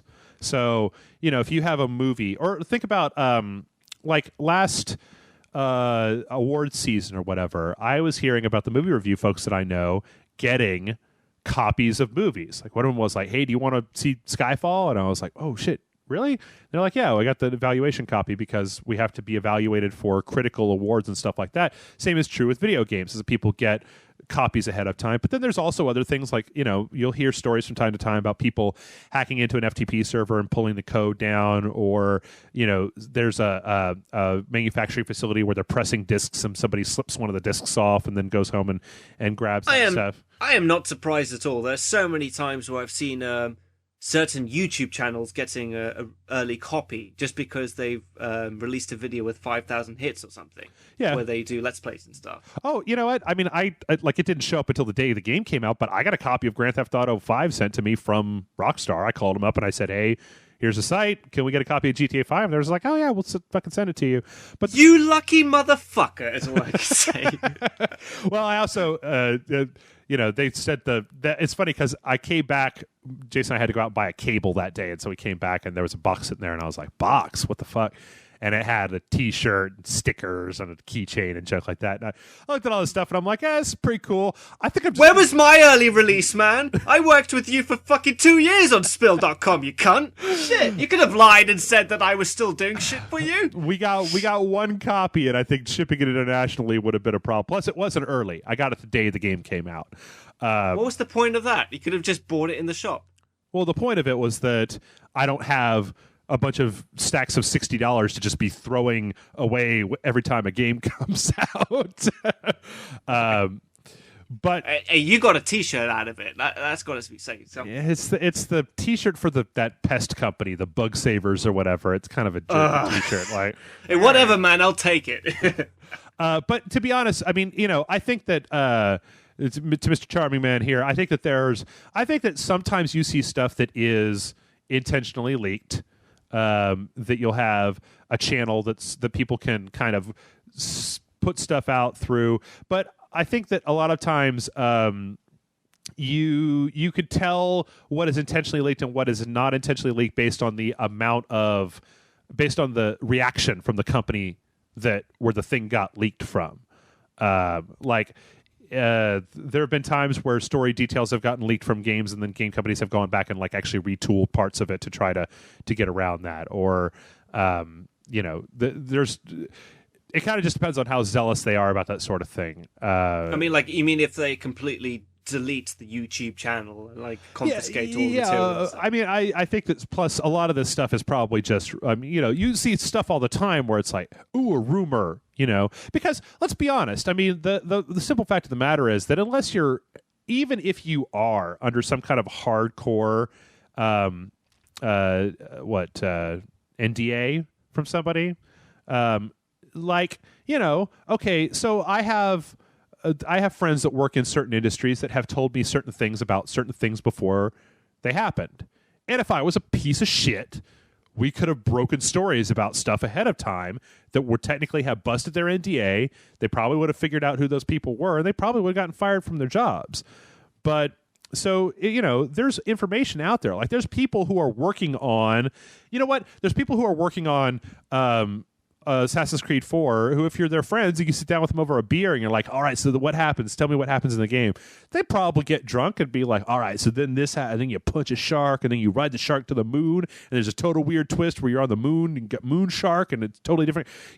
Like, people are just people. And so a lot of this stuff can get leaked out. Like, if you give somebody a truck driver a truck with a pallet full of GTA 5s on it, like, maybe one of those falls off the truck, and then he gives the dude $40 for the copy of it, and then maybe he takes it home and maybe fucking, rips it and puts it out on a torrent site somewhere, and nobody ever knows because there isn't, the store that got that shipment isn't like, oh, we're short because the other person's his friend and he doesn't want to get his friend in trouble or whatever. I mean, I don't necessarily think it's as nefarious as that. I think that sometimes it may be, but I don't know. I mean, in this particular day and age, I've kind of gotten to the point too where, if you really want to get at something before it comes out, nowadays it's starting to become even easier. Like, Nick, I don't know, have you been following the whole early access thing on Steam? Not exactly. Could you fill me in? Yeah, there's basically, how Minecraft was developed, right? Where, yeah. It was in alpha and people could buy it. Then the later that it went through development, the more it cost until they're making millions and millions of dollars, and it finally went public and it went full release and they made even more millions of dollars. Well, on Steam now, there's all this stuff on Steam that is early access, where every week games, I use the biggest quote fingers that I can use here, games are coming out, but they're this early alpha state access stuff where it's like, yeah, pay us $10, and then you can watch the game develop and you can give us feedback on it, and every time we release a new thing, it'll patch in and blah blah blah. And so we're even getting to a point now where it's like, if you want to play a half-finished game, I can give you about 12 different half-finished games you could totally go play, bro. So I don't know. I think that what this guy suggested could definitely happen from time to time. Probably has happened from time to time, but I think that I don't think it's necessarily all the time. So I don't know. Yeah. All right, next question here. Let's see. Is this about GTA 5? No, we aren't there yet. I'll let you know. I'll let you know when we get to the GTA 5 questions. All right. Let's see.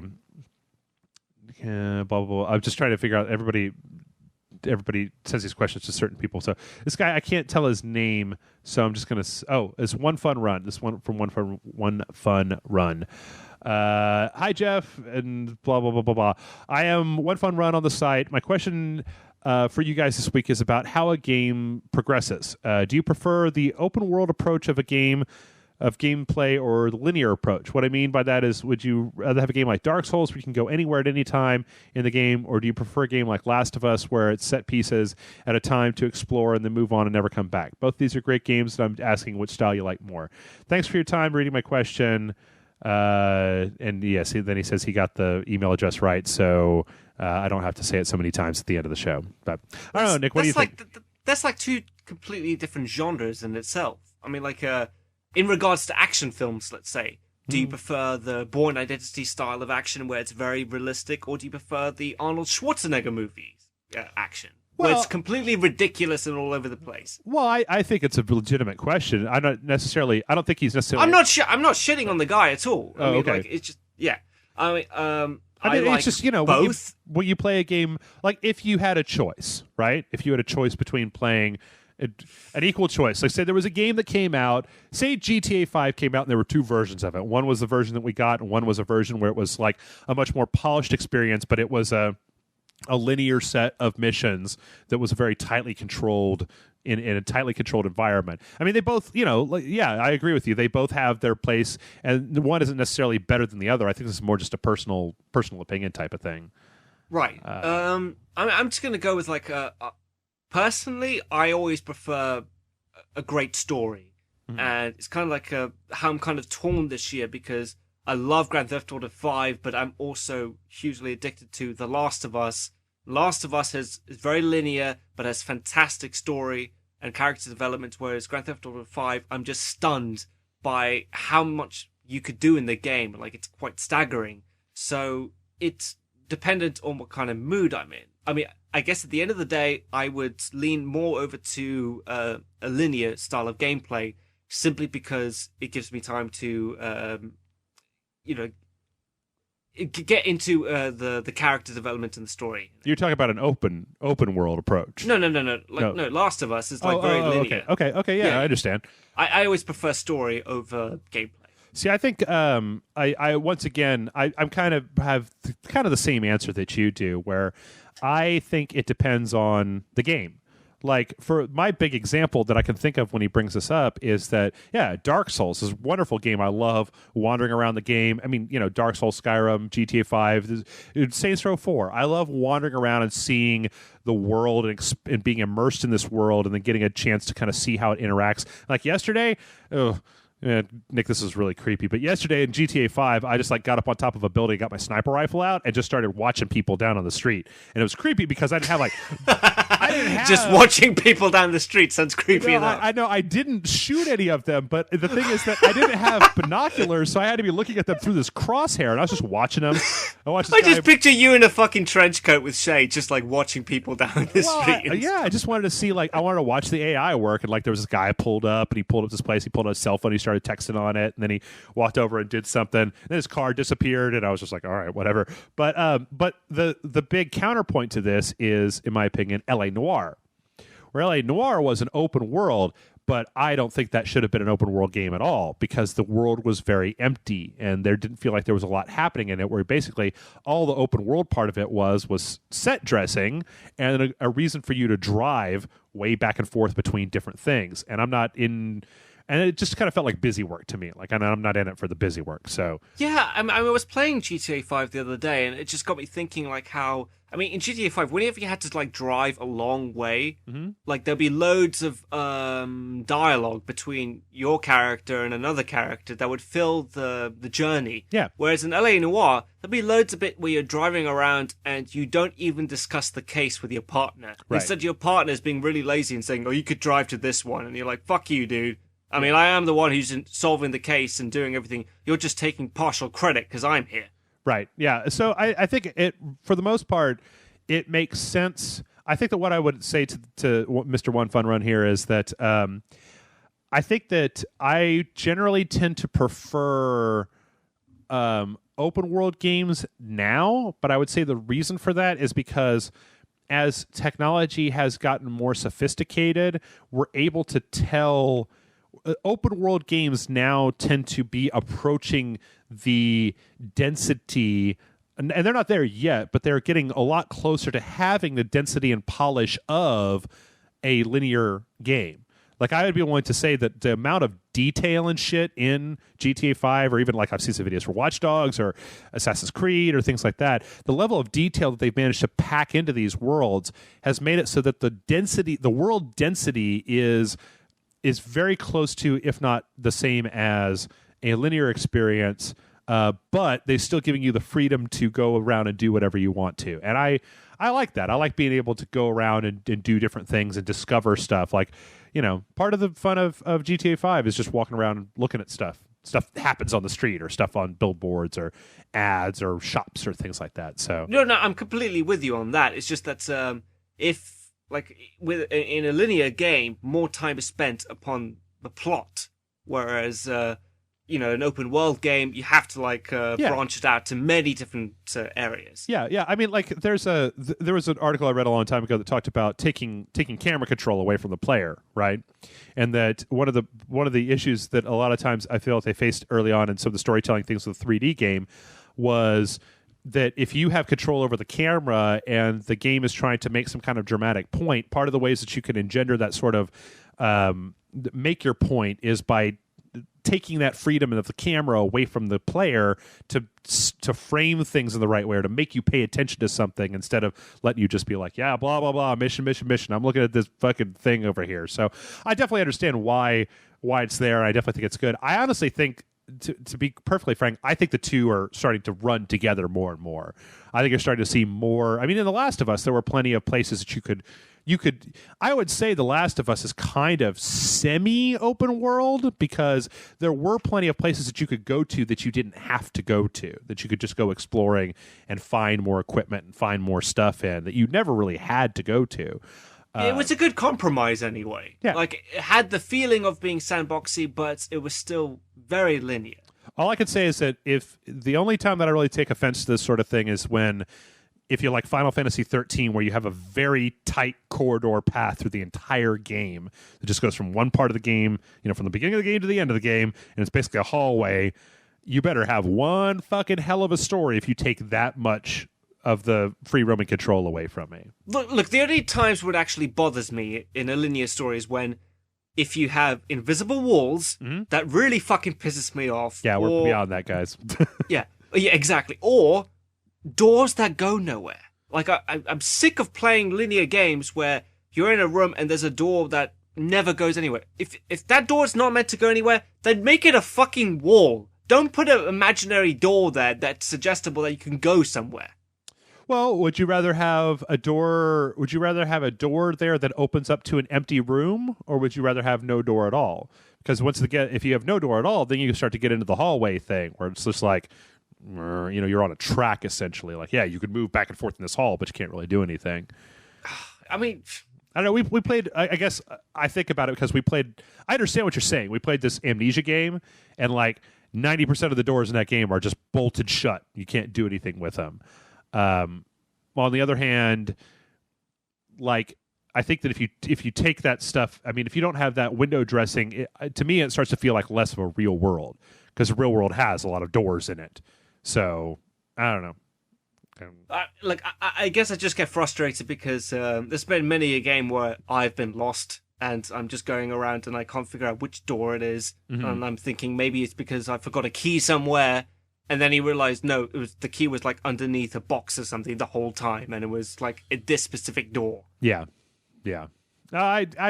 I totally understand that as well. I don't know. I'm hoping that with the next generation of consoles that we'll start to get, so we're not doing any kind of big quantum shift forward, that we'll start to see more of this stuff with more power that you can make. Like, if you made GTA 5 on the modern consoles or on the next generation consoles, but then you use the additional power to put together, to put more places that you can go into, more, even if they're not really super populated by things. I think that we're fast reaching a point where in our open world games, I'd rather even have a smaller open world game that had more buildings for you to go into, that was more dense than just like walking around the street type of thing. Oh, dude, man, imagine GTA 10. We can go to every single room in the entire city. You're talking about, Nick, GTA 10 is just real life. You just send you a gun in the mail. That's what you do. That's GTA 10. All right, our next question here is from Detective FDRRR. So it says, "Hey guys, I'm Detective FDRRR on the site. I love your work, and I hope you keep it going. So I have an issue. I'm a huge Batman fan, and a lot of my friends like to poke fun at me by saying that Batman is not good enough to beat anybody. I constantly find myself in debates trying to explain why Batman can take anyone, but they just laugh it off and say he can't beat Goku or Deadpool. So my question to you guys is, what can I say to them to prove to them once and for all that Batman is a legend like Gary Marzipan? Thanks, and keep up the great work." I don't know. What do you think, Nick? Oh, I'm in the wrong conversation for this. Yeah. Because, I know Batman has beaten Superman in the comics, but to be perfectly honest, mate, in real life, I don't think Batman could take on Superman because he is pretty much a god. I mean, I know that, like, in the comic books and in the, cartoons that he has, like, that little bit of kryptonite that he keeps in his utility belt all the time, but, I don't know how he can beat absolutely everybody. I love Batman, but he can only take on a certain type of criminal. Okay, I'm gonna have a. Are you going to geek out on me? Are you going to tell me exactly why Batman can take on anybody? No. In fact, to be honest, I mean, I'm glad Jason's not here because he'd hear me say this kind of stuff. But to be honest, Jason would be like saying, "Fuck this guy! Batman can beat the shit out of anyone. Well, I'm going to rape this kid in the ear." Here's the thing: is that when you this is just a fictional storytelling problem. If you have a character that never loses, right? The character that is always wins no matter what. It starts to become difficult to have any sort of suspense built up for that or any character. investment in the character. No, I completely agree with you. I was never a fan for Superman because he was unstoppable. My hero was always like Batman because he had his weaknesses and characters could get at him. So there was always tension and excitement. I disagree. Well, I like Superman. I think Superman has an entirely different set of things with him. Like Superman's more of a morality character to me than anybody else. But for Batman, there's something. There's something. The thing I love most about Batman is that. The thing that's to me intriguing about Batman is that we could all be Batman. Is that Batman is just he's a man, and he's clever, and he's passionate, and he's devoted to what he's doing, and he's able to stand in the pantheon with these people. People like, Superman was born on Krypton. He just happens to live on a planet that makes him into a fucking badass. Or Green Lantern got given this jewelry, and he can now just do anything with his mind. Okay, good for that. The Flash got a bunch of chemicals spilled on him, and now he can run really, really fast. Wonder Woman's an Amazon. Aquaman's the king of Atlantis. Like, these people were all essentially born into power. And Batman, I think, is a great character because he's not a character that was born into power. He's a character who had to make it on his own. And I think that I love a lot of things about Batman, but see I'll answer this guy's question. I'll tell him how he can tell his friends this. So one of Batman's things in the comics is the world's greatest detective. Like, Superman is like the last son of Krypton, or, Queen of the Amazons or whatever. One of Batman's subtitle things is the world's greatest detective. So if you want to really take this little argument, I'll give you another way that you can do it. But this argument, you say that the reason that Batman can beat anybody is because people like Goku or people like Deadpool, or I don't really know much about Goku or Deadpool, to be honest, that these are characters that rely very much on their own superpowers to be able to get them out of trouble. So they don't have to much worry about every little thing because they're starting from a position of power, whereas Batman is starting from a position of having to use his wits to survive. He would find out what are the weaknesses of these people, blah blah blah blah, and come up with whatever. I don't know. I mean, this whole thing, it reminds me, have you ever seen the Death and Return of Superman by Max Landis? Nick? No, I haven't. It's this guy, the guy who did Chronicle. He did this YouTube video. I think it's really funny. He got a bunch of people in with him to basically tell the story of the death of Superman. But in the middle, he has a thing where he says, when I was a kid, I asked my dad, how do you kill a vampire? And I was like, sunlight, stake through the heart, garlic or chop off their head or whatever. And he's like, wrong. You kill a vampire however the fuck you want to, because vampires don't exist in real life. So, to be honest, Mr. Detective, I think that what you should just do is you should treat this like you're 8 years old and basically do a well, Goku would just power up to 9,000 and beat him and be like, oh yeah, well, Batman will obviously have researched his power and created an anti-Goku shield that's in the shape of a bat. It's like, oh, well, Goku would just turn into Super Saiyan Goku and then hit him and be like, yeah, but then Batman would have created a laser that sucks the Saiyan powers away from him, and just do it like that. Or just kick your friend in the crotch. Don't actually do that. Or just call him really in-depth argument, I got to say. Yeah, well, that's the way the Uwe Boll does it. Just kick him in the crotch and then run off and go. Woo, woo, woo, woo, woo, woo. All right, let's zip through a few more of these questions. This one is from Simon. Hey, what's your friend Simon's last name? Are you willing to say that on the air? Is this from my mate Simon? I don't know. Okay, it's Rad. Okay, no, it's not him. Okay, all right. All right, this is, hey, Jeff, Jason, and anyone else who may be present. So this is you, Nick. Hey, this is another guy from England. I'm a longtime listener since the early days of the Loading Bar, first-time writer, and I wanted to say you guys do some funny shit, and I was genuinely sad when the Loading Bar was shut down and glad when I found out about Rage Select. Thank you very much. Anyway, my question to you is, what is the biggest freak-out / nerd rage you have ever had?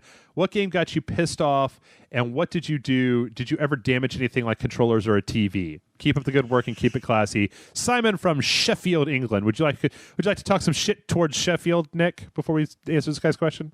I've got nothing towards Sheffield. It's as much as like if you had to talk shit about Delaware. I could talk some shit about Delaware. Are you serious? Like, I didn't even know Delaware existed until I watched Wayne's World. That's why you talk shit about Delaware. You just say, hi, I'm in Delaware.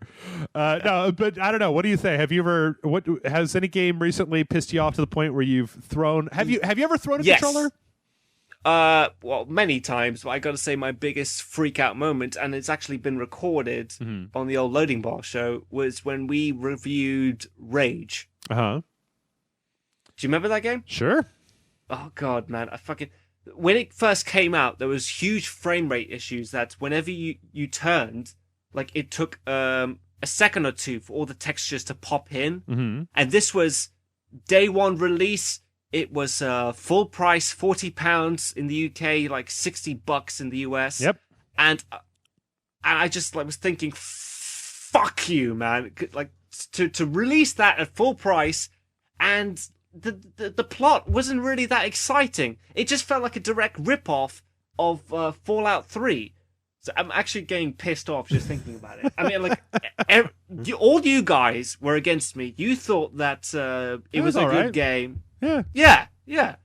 I mean, like, an original piece of shit. Okay, but did you throw a controller? Did you get angry to the point of like, destroying something, or? I threw my controller on the ground. I turned off the console a few times, and I went into my brother's room, and I just had to tell him how much of a piece of shit this game was. And he was like, "That's a cool story, bruh." And he went back to whatever he was doing, and I was like, "Fuck!" I will tell you. Actually, you know what? I have another answer for you that you didn't mention, but I remember that we talked about it. I'm pretty sure. And that would be, I think, the last time that a game really got underneath my skin to the point where I actually did throw a controller, which I very rarely ever do that. I'm just like, I'm going to put this down, I'm going to go smoke, I'm going to do whatever. But I got into that rage cycle where you're going around and around and around, you just piss yourself off, was that fucking elevator sequence in the last God of War game. They put you on this... Oh, yes, I remember that. Yeah. Yeah. Like, it just went on and on and on and on, and like, it got more... Motherfucker. Yeah, it was like you started playing it, and you were like, the entire game had been pretty reasonable with difficulty. It was just like boop-a-doop-a-doo, boop-a-doop-a-doo, doop-a-doop-a-doo. Like, is it hard? Yeah, it's challenging at places, but it's fine. I'm powering up and doing stuff. And then suddenly they put you in this elevator and they throw all this shit at you, and there's no checkpoint. And so you get all of your health fucked up, and then by the time you get to the top, you've got this tiny sliver of health, and then they throw like a big dude at you. It's like, fuck you, game. Like, I would understand. Like, wait. Was I in that review with you? I believe so. Oh god, I don't think I made it past that point. Yeah. I could understand that. It was like, it took me, like, the entire game was like 6 or 7 hours long, and like literally 1 hour of that was me trying to get through that particular part of that level. Like, it was just over and over and over again. And you always know when I'm pissed off, because I throw my controller and I go, "What the fuck do you want from me anyway?" That's what I always say.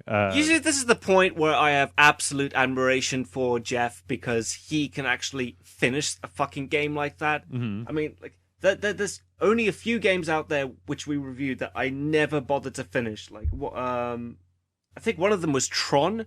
Yep. Like, do you remember Tron? Like, fuck that game. Like, it clearly felt that they didn't bother to finish those bits, because they didn't think anyone actually would make it to the end of that fucking level. Yeah. Yeah. God. Yep. And with the same thing with the God of War, they just kept on making that particular level even more difficult than it needed to be. Mm-hmm. Yep. The only other one that I remember without any that I will always remember for the rest of my life is in Final Fantasy X. There is this chocobo thing that you got to do you got to catch these birds to get the ultimate weapon for one of the characters, and I did that. Oh god, I did that for so long until I finally got it. It doesn't sound like you needed to have done it, though. Well, no. You're a completionist, right? You had to do it. No. Actually, this was a power thing. I could have beaten the game by that point. But if you get, so you have these ultimate weapons in that game that unlock the damage potential on your characters, and all my characters were so fucking powered up to that point that the thing that was keeping them from doing just like infinite damage was their weapons. Is if you don't go get the ultimate weapon for the character, then their damage literally caps out at a certain area. So you have to go get these ultimate weapons, and some of them are relatively simple. There's one of them where you go into this desert, and they have these lightning strikes that come down where the screen will flash, and there's a lightning strike, and then you can hit a button to dodge the lightning strike, and you have to do something like dodge like 100 in a row in order to get the ultimate weapon for one character. And I was like, fuck that. So I found the ones that were pretty easy to do, and I did them. But what that ended up being for me was that when I got to the end of the game, to the final boss, I walked up to him and hit him 3 times with the base weapons from my characters. Like, I had 3 characters. One of them hit him, the second one hit him, the third one hit him, and I killed him. He was dead. What is it with you and hard to complete games? I mean, like, you have this affinity that you have to finish the hardest game ever. Like, whether it be Dark Souls or even Final Fantasy. I don't have time for Final Fantasy simply because it's turn-based combat, and I find that extremely frustrating. Well, this was back before I was even doing this. I mean, I bought Final Fantasy X. I hadn't beat it. My friend beat it, and he told me, "Oh, you could do this." And I was like, "You're full of shit." And then I went and tried it out. But for me, the appeal has always been getting one over on the game. Like, if you are playing a game and it's difficult, and then you can work hard at it, and you could turn over, you could pass this turning point where now you are the one who's badass and the game is your bitch in a game that has been making you its bitch from the beginning. That is incredibly satisfying to me. That idea of progressing in a game to the point where the game itself, where I don't mind if a game is easy, but I like it when they make me put in the work to make the game easy. And then once it's easy, I feel like I've earned it. I feel like that's my reward for the work that I've put in. And yet somehow you are not a multiplayer veteran. I don't understand that. Well, that's the difference, is that in multiplayer, you're just skill versus skill. So the thing is that you can upgrade. You can't upgrade you. I can't upgrade myself to make. I mean, the thing is, I could sit down with a game and I could play it until I was so good at it that I was, a competitive player. But the simple fact of the matter is, there's just so many. The level of involvement you need with a game to get to that point is a little too much for me. So I want to move on to other games. Like, I've finished GTA 5 By the time this goes up on the site, we should even have a review up for it. But I finished GTA 5, and that was a fucking fantastic game. And I may put it back in and do a few things, but like, I'm ready to move on. I'm ready for the next game to come out, because it was a fantastic game. It's a fantastic experience, but it's just like a movie or an album or something like that. I'll go back to it eventually, but, I don't really feel the need after, what did I end up at, like 50 hours of gameplay to just turn right back around and keep playing it. I'm looking forward to Scribblenauts DC that comes out this week. So, fair enough. All right, let's get a couple more questions in here. I don't think we're going to do all these. Okay, so it's time for GTA 5. Yes. I'm going to take this one out and... Okay. This first... Do we have no dumb questions of the week like we used to back in the old days? I don't really do that as much. I get questions from time to time that are poorly worded, but I think that's... I don't know. There was a really humbling moment for me where you start to realize you're like, oh, what the fuck is wrong with this person? You're like, they're from another country and English isn't their first language and they're trying as hard as they can and you're being a dick. Like, yeah, like that would fucking sway Jason at any point. No, when we had a guy last week who sent us a question. It was like, when does the last PS3 game come out? And, you think about that and you go, you could say, this is my dumb question for the week, but honestly, it led us to looking up, well, when was the last PS2 game that came out? And it led us to the realization that FIFA 14 was released on the PS2, Nick. So, oh shit, bollocks! Are you serious? Yeah. Bollocks. I don't really believe that. No, come on. You look it up on the Wikipedia, man. Look it up on Wikipedia. It totally says, like, we're going backwards here, but like, you look at the platforms on Wikipedia for FIFA 14: Android, iOS, 3DS, PS2, PS3, PS4, PlayStation Portable, PS Vita, Wii, Windows, Xbox 360, and Xbox One. That kid is living in the ghetto if he's getting FIFA 14 on his PlayStation 2. Oh, well, that was what the guy who wrote in, but yeah, like the fact that there's still PlayStation 2 games coming out.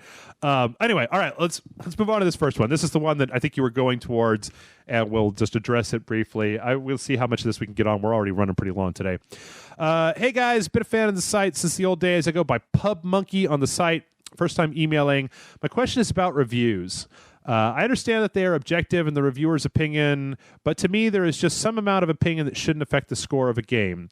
GameSpot's review of GTA 5, for example, the reviewer took points off of the score for GTA because it was, quote, profoundly misogynistic. That's bullshit. That's like going to go see Louis C.K. and laughing at everything he says, but when it gets to you, then it's a problem. Anyway, thanks for the return. You guys are doing a great job. And this is from Kyle. So, yeah, here's the... I don't know. Nick, why don't you... I want to hear what you have to say about this. You know about this, obviously. You've read the stories about this. We're talking about the GameSpot reviewer who gave it a 9 out of 10. Yeah, that was still a good fucking review. But, like, I don't know. We're talking about how sexist GTA 5 is, right?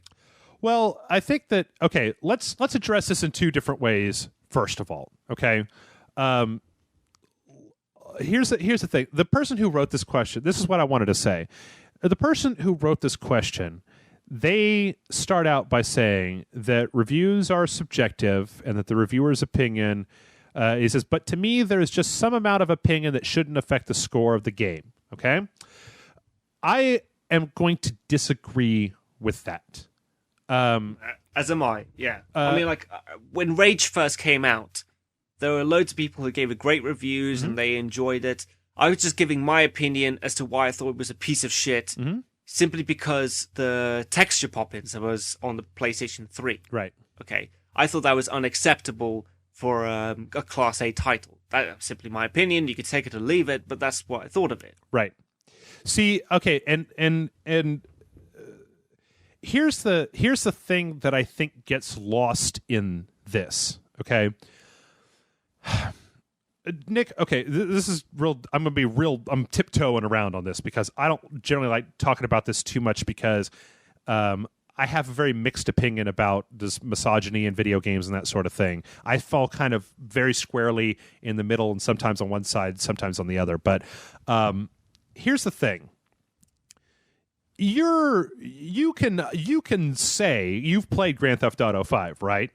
Yeah, I finished it. I've been racking my brain, and you could say this is not an opinion thing, but you could say pretty definitively that there aren't that many strong, capable ladies in GTA 5, right? No, that's all. I mean, like I've been trying to rack my brain because I want to be fair, and if this person is upset, that's fine. But like, okay, let's be real down to earth about this, okay? Franklin, Trevor, and Michael, the lead characters of the game, even though they're bad guys, this is the thing a lot of people say, they're bad guys, blah blah blah blah. They're still written as very cool, you know. They're doing cool stuff. They're out there taking care of stuff. They're winning. They're getting one over on the people who are wronging them. You know, Trevor's a fucking monster, but they still give him all of these lines that make you laugh at him, that give you this kind of weird, grudging respect for him. They also have some stuff about his opinions about women are kind of weirdly interesting. So you've got these characters.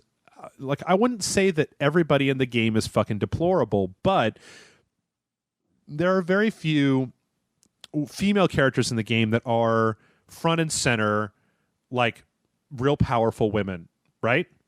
There are no powerful women in the game at all. I mean, the closest thing I could think of is Franklin's ex-girlfriend, and all she does is bitch at you for being a gangster and stuff, and she's marrying a brain surgeon or something. Well, and here's the other thing is that Michael, his wife Amanda, there's nothing favorable about his wife. His wife's a complete bitch in that game. See, I don't know. I kind of disagree with that because I think that she's like, he moved her out of her hometown into witness protection. Or, well, actually, I'm not going to get into the story, but I can kind of identify a little bit with her, and I think that at some, I mean, yeah, she does some stuff that is not cool. On the other hand, so does he, so does everybody. But we could say, obviously, that there are not a whole hell of a lot of women in the game. Like, I seem to remember one of the GTAs that there was like a female Yakuza boss that you dealt with, for a while, and that in other games there'd be like the mob boss's wife that would tell you to do stuff, or was that in San Andreas? I don't know. All I know is that, and I honestly don't think that it's specific to this game. I think the GTA as a whole doesn't really have a whole shit ton of really super good portrayals of women. Now, before you jump to your keyboard, I want to temper that by saying that I don't necessarily think that GTA should be required to have a good character, a good female. I mean, like this is the problem where it gets real sticky, Nick, because I'm not a big fan of telling people what they have to put in their game, right? Like, I don't want to say to somebody, you got to do this. And I don't care if it works with your story or if you know how to write that or if you care about that character. You got to inject this thing into your game. Now, so I don't think that there's a good, powerful female character in the game. I don't think there has to be a good, powerful female character in the game. But then the third part of that statement is that if you're a woman playing GTA 5... you could feel like you don't really have anybody to latch onto, right? No, I would agree with that, but there's nothing. GTA 5 is not a game to be taken seriously. In fact, everything about it is very tongue-in-cheek. I mean, you could just tell that from the radio commercials. Sure. That it's taking, there's poking fun at pop culture and at the political situation today. Right. It's making fun of both liberals and conservatives. Right. And that's what I really love about it. But as far as how women are portrayed, I can't exactly argue with that either. It's just and the thing is that this person gave this thing a 9 out of 10. So the last part of this whole controversy, I use quote fingers again here, this controversy surrounding this, is I'm gonna be real serious. And you guys, this is my new message to you, the internet. If you don't like this person's opinion, don't read the reviews. Like, you don't bay at the moon and say they should be taken out of this position and fired and blah, blah, blah, blah, blah, blah. I mean, this isn't like the guy who gave Aliens Colonial Marines 9 out of 10. This is somebody who gave GTA 5 9 out of 10. I could give GTA 5 9 out of 10 right now. Like, I could tell you why there's some things in the game that don't work, and maybe that busts it down just a little bit from being absolutely the most perfect game I've ever played in my entire life. Like, there's arguments to be made here, but the thing is that the problem that you get into is where people see this and then they decide that this person should never be allowed to review video games ever again, or they're fucked up and stupid for bringing their personal opinion into it. Everybody brings their own personal opinion into reviews, you know? Like, I know people that think that movies that I think are perfectly fine are really stupid, and they're just like, I couldn't get in touch with any of the characters. It was really stupid. And I'm like, I didn't have that problem. I thought it was fine. So I don't know. Nick, I've been talking for a while. Do you have anything to add to this, or I mean, do you add on? I would just say they still gave it 9 out of 10. Yeah. They're still recognizing that is a great game. I mean, like, if their opinions of how women are portrayed or the torture scene had, you know, brought the game down a little bit and brought it down by 1 point in the rating, it's not a big deal. It's not like as if that affected their review completely, right? And they gave it like 4 out of 10 or something. Also, it should be noted, as we mentioned earlier, once again, this person's review didn't keep the game from making $1 billion in 3 days. Exactly. Yes. And maybe the biggest thing to take away from this, and please, guys, I'm begging you here, as a game reviewer, Nick, as a reviewer of stuff, you know what I'm talking about here. Yeah. Just because she has a problem with it, it doesn't change your enjoyment of the game. You say, I disagree with you. Here are my reasons why I disagree with you, and we will agree to disagree, and not, you know, that bitch should get set on fire, or she should be fired, or what the fuck does she know about VR? I disagree. Move on. That's it. Like, you know, well and truly said, mate. Yeah, because once you get into this thing of trying to argue somebody into thinking the same way that you think, it's just a dangerous road, because anybody could do anything. Yeah, save it for the people who really deserve it. You know, like when people have a go at a game for being sexually explicit, and it's not actually that sexually explicit, or if it's too violent and you don't think so. Right. I mean, like, save it for the people who really deserve it, not for someone who dropped a single point. I mean, like, we can't have 10 out of 10s all round for GTA 5. Well, I mean, I feel like you can if people can justify it, but on the other hand, you know, it's like this is a thing as when we do reviews that we've gotten into for years that I don't really understand, is that people that need you to think the same thing that they think about it. Like, that if they like it and you don't like it, that somehow you're taking away from their enjoyment of the game. Or that's at least the only thing I can think about, how people get so bent out of shape when you disagree with a game that they like. When you say, I'm surprised no one has pointed out that GTA 5 actually makes fun of gamers in a sense. Like the fact that Michael's son, all he does is play video games all day, and Michael has a huge go at him and said that he's fat and he's fucking lazy and that he's a loser. Yeah. And that's almost kind of poking fun at gamers themselves who are actually playing GTA 5. Yeah. I mean, I'd say, the last thing before I go, just to reinforce what I was saying before, is just, you know, you say, like, and I meant to say this before, you had said that the whole game is satire, and it's meant to be taken completely as satire.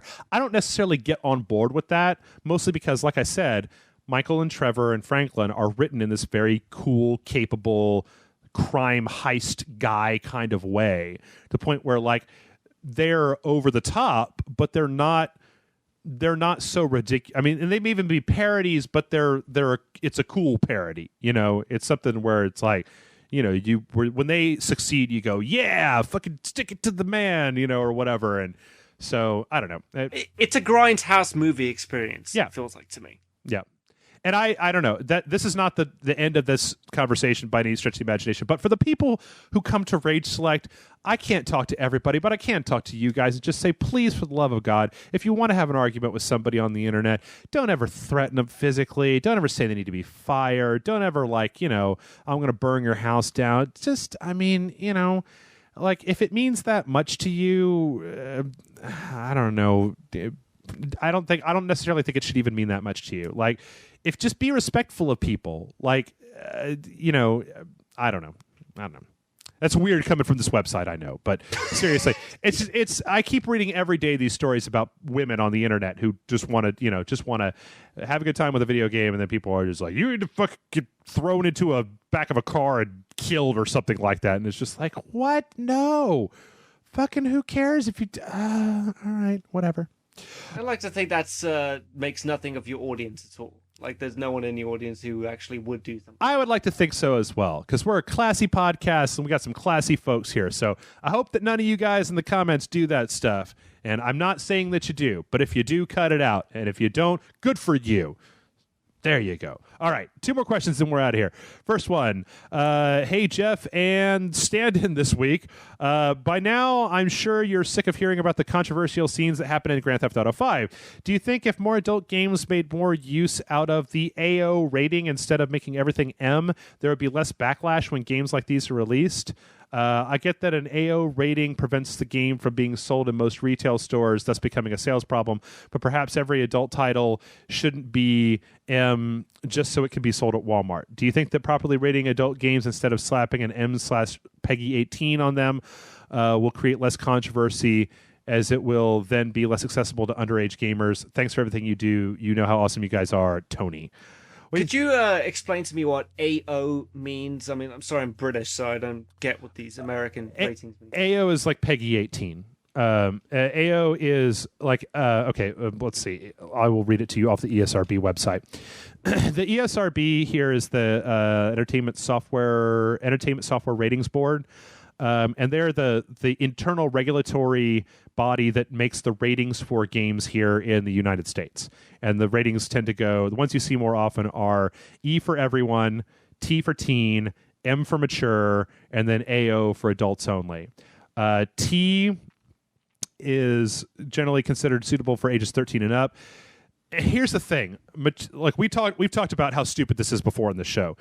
The M rating for the ESRB listed on their website says content is generally suitable for ages 17 and up, may contain intense violence, blood and gore, sexual content, and or strong language.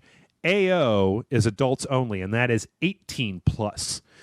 Content suitable only for adults 18 and up may include prolonged scenes of intense violence, graphic sexual content, and or gambling with real currency. So the big split here to know for you, Nick, because you don't know, is that generally AO rated games they won't stock them at like Walmart or Target or places like that. And traditionally it's because most AO rated games tend to be pornographic or actually that's really it. Most of them tend to be pornographic. Most of the time, I mean, think of a game that is a AAA title that's come out in the last 10 years, and I don't even know. Let me just see if I can find a list of AO rated games because they, I can imagine Postal being up there. I don't even know if Postal is that. It tends to generally be, let's see, I'm going to run, this is in alphabetical order. All nude cyber, all nude glamour, all nude Nikki. What? Fahrenheit, the Indigo Prophecy Director's Cut. What? Are you fucking kidding me? That was an AO rating. There was an M-rated version, but there was also an AO-rated version that was a little bit more graphic with the sexual content. It's kind of like the difference between, think about the difference between a rated R movie sex scenes and porn sex scenes, right? Porn could show dongs and junk actually doing stuff. In fact, after San Andreas was bumped up to AO after the hot coffee scandal, after they found out that was in there. But Leisure Suit Larry, Manhunt 2 was apparently rated AO, Playboy the Mansion, Playboy Screensaver, Seduce Me, Sexy Games, Thrill Kill on the PS1. Oh yeah, that was. You Americans are so squeamish when it comes to sex. Seriously, yeah. Like, oh my god, the penis in a vagina. Yeah, make it fucking AO. But to answer this guy's question, I don't even think. Technically, for what the ratings are, I don't think that the torture in there would get them an AO. Now, I don't know if they need to start if they need to change the game, if they need to change the way the ratings come out. But I'll be honest, Nick, I was a little squeamish at that. Like, that shit was a little intense. No, I completely agree with you. I mean, like, in the UK, it was rated 18. Like, only 18 and above could play it. Mm-hmm. And I can understand why some people wish that there was an option to skip it entirely, like you were able to in Modern Warfare 2. Mm-hmm. But because it's Rockstar, they were trying to deliver a point, and their point is very serious. And I think it was mainly about waterboarding and how that's a legal form of torture and that should not fucking exist. And they talk about it a lot in the game. And it's supposed to make the viewer a little bit uncomfortable while they're playing it. Yeah, I definitely think that I would have preferred if they just would have let you switch out of Trevor and like have him doing that while you're but the doing point would other have part. run across. The point would have run across as much as if you were able just to skip to Michael. Definitely, but like I said, that was pretty intense, and it was a pretty squeamish scene. I mean, even like no Russian in Modern Warfare 2, it's like you were in an airport, you know, these people, and you're shooting at them and that kind of stuff, but you could shoot over their heads and you could still beat the mission. Whereas here, they didn't really let you continue until you did that. As far as this guy goes, as far as his particular question goes, I don't necessarily think the backlash of this is going to hurt. Once again, keep coming back to it. $1 billion. $1 billion. $1 billion. Yeah. That's like Dark Knight money. Right. Well, especially considering the fact that it costs $170 million or something like that to create Grand Theft Auto. $1 billion. So, but the thing that I do think matters, and the thing that I don't necessarily think that the AO/M is the problem. What I do think is a problem is I read an editorial that was sent to Kotaku yesterday about a guy who works at a video game store who says they've sold about 1,000 copies of Grand Theft Auto 5. It said at least 100 copies of Grand Theft Auto 5 that he sold were sold to children who could barely see over the top of the counter, and their parents were there buying them GTA 5. And that when this guy turned the box around and pointed to the M rating and said it says M due to graphic sexual depictions, blood, torture and that sort of thing, that the parents would just buy it for their kid anyway. That they just were like, well, his friends all have it, or And you know what? It's the fucking parents that complain the most. I mean, like, I swear, some people should have a license for having kids in this world. I mean, the cheek of having them turn around and blame the game rather than actually taking responsibility themselves. That gets me off, mate. Yeah, I definitely think that I think that that's. Yeah, I certainly think that is an issue, and I think that if I was them, like for all of once again, I'm not really in favor of legislation around video games because I don't really believe in legislating this kind of stuff away. But on the other hand, I say that if you got a parent sitting there and their clear intent is to get this game for a kid that isn't 18 yet. I mean, I would even say, and the thing is that, by the time that I was 15, 14, right? I'd already seen a bunch of violent action movies. I had seen pornography. I had seen stuff that you're not supposed to see till you're 18. Because, when you're a kid, you go out, you find that stuff. If somebody steals a porno mag, or you go over to a friend's house who parents don't care and you watch an action movie or whatever. I'm not necessarily saying that. But if you're like a 10-year-old kid, there's no good reason. There's no argument you can make to me about why a 10-year-old kid should be able to play Grand Theft Auto. Just don't. That's gross. And that if you wanted to legislate any of this stuff, to maybe just say, like, not even legislate, but just say, like, if you run a GameStop or whatever, and you've got some parent there that is obviously buying this for a 10-year-old kid, just say, no, I'm not gonna sell that to you. I'm not gonna let you give an 8-year-old this incredibly violent game. And I'm not even, like I said, I am not in favor of. I think Grand Theft Auto 5 should totally be able to exist, Nick. I'm not in favor of censoring people when they want to make what they want to make. And if it sells well, why shouldn't you make a whole bunch of games that are all, like this? I don't think that you necessarily have to have a super big obligation to do the right thing, to basically make media for the lowest common denominator because nobody can be trusted with anything. But on the other hand, I also don't think the fucking 10-year-old kid should be playing a motherfucking GTA. I think it's an adult game with adult themes and adult humor that should be played by adults, not kids. No, I completely agree with you. I mean, like in the UK, since it's 18, only people above the age of 18 can buy it. Yeah. Like any kid who goes into a shop and say, "I like to play GTA 5," they're like, "Ha, tough luck, mate. Fuck off." Now, but I guess the question is, like, if they go in there with a parent, the parent buys it for them and then hands it to them, that's fine, right? No, absolutely not. I think there are a lot of stupid people out there. So, well, no, but there isn't like a law in the books or anything in the UK that would stop that, right? They could. Technically, yes, there is. You cannot. If the person who's selling you the game knows that you're buying it for your son, then they cannot sell you that game. Really? It's the same for if I was to walk in a pub. Like if I was like 12 years old, let's say, and my big sister was buying me a pint, right? And the guy knew that pint was for me, he could say no. Huh? Interesting.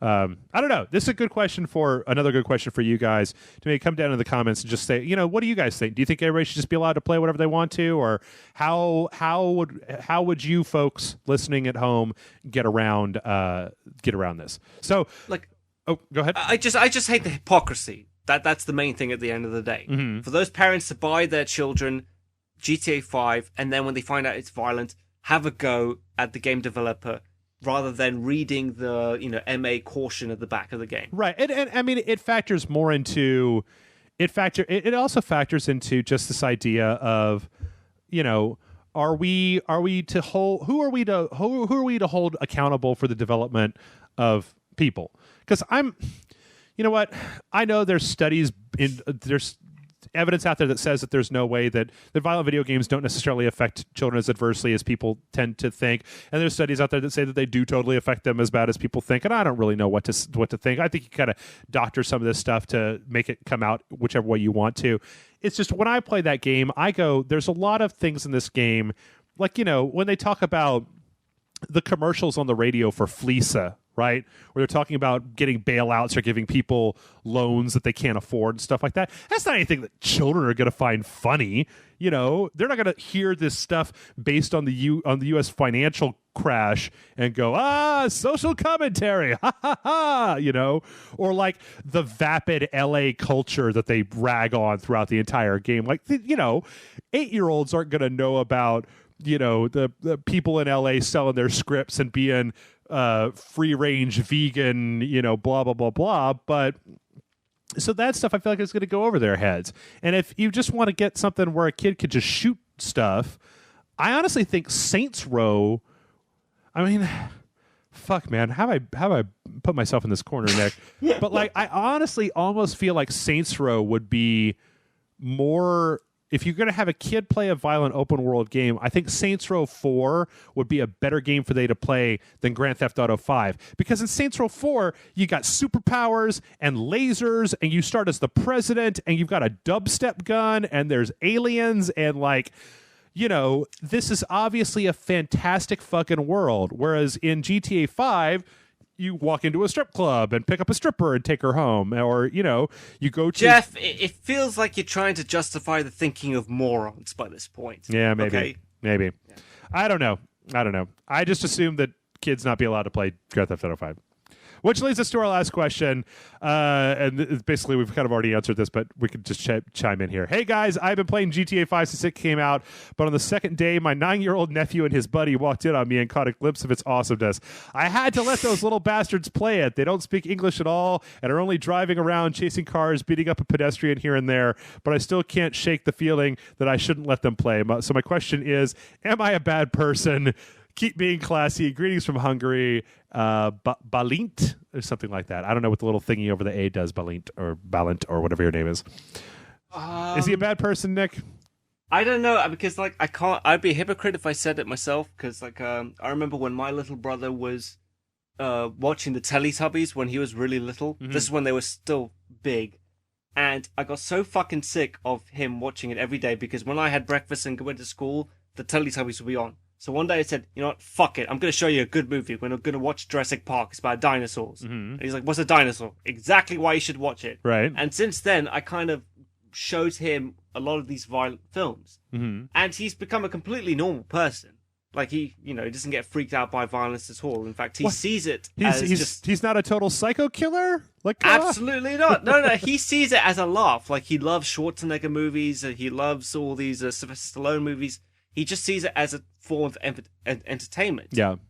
But it's like when you shut your kids in and try to block them off, and then you suddenly unleash this kind of violence onto them, and then they get freaked out because they haven't been exposed to it before. Yeah. So it depends on how you approach it. Like if he's showing his kids or his nephew some of the violent bits, which are pretty cartoony in the game anyway. But then if he was to show them the bits where you're in the strip club, I think that's crossing a line. Yeah, well, hey, weren't you just the one talking about you Americans and your sex? You need to lighten up, kind of thing. Well, you guys clearly do, because you give a terrible, like a huge rating just because a game has a sex scene in it. Yeah, Yeah. I mean, like James Bond movies, they have sex scenes in them, but they're like really tame. Mm-hmm. But like that, they're not given a huge rate in the UK. Yeah, I know. I totally agree. I don't know. I think I don't think a lot of it also comes down to, just like we were saying, that there's also I saw another article talking about this, about like the other thing to do is maybe play the game with your kids if you want to let them play it, and explain to them, talk to them about why certain things are good and certain things are bad, because if you parent them, kids generally tend to be empathetic with their parents. I mean, at least younger kids who haven't turned into asshole teenagers. So maybe just... Yeah, I mean, can we just go like on some old nursery stories, like, Red Riding Hood? Sure. Like, the story, like, the wolf eats her grandparents, right? Mm-hmm. And in the story, like, she has to, like, slit open his stomach to get the grandparents out, right? Mm-hmm. That's pretty fucking disgusting in a sense, but it's okay today because it's an old fairy tale. Yep.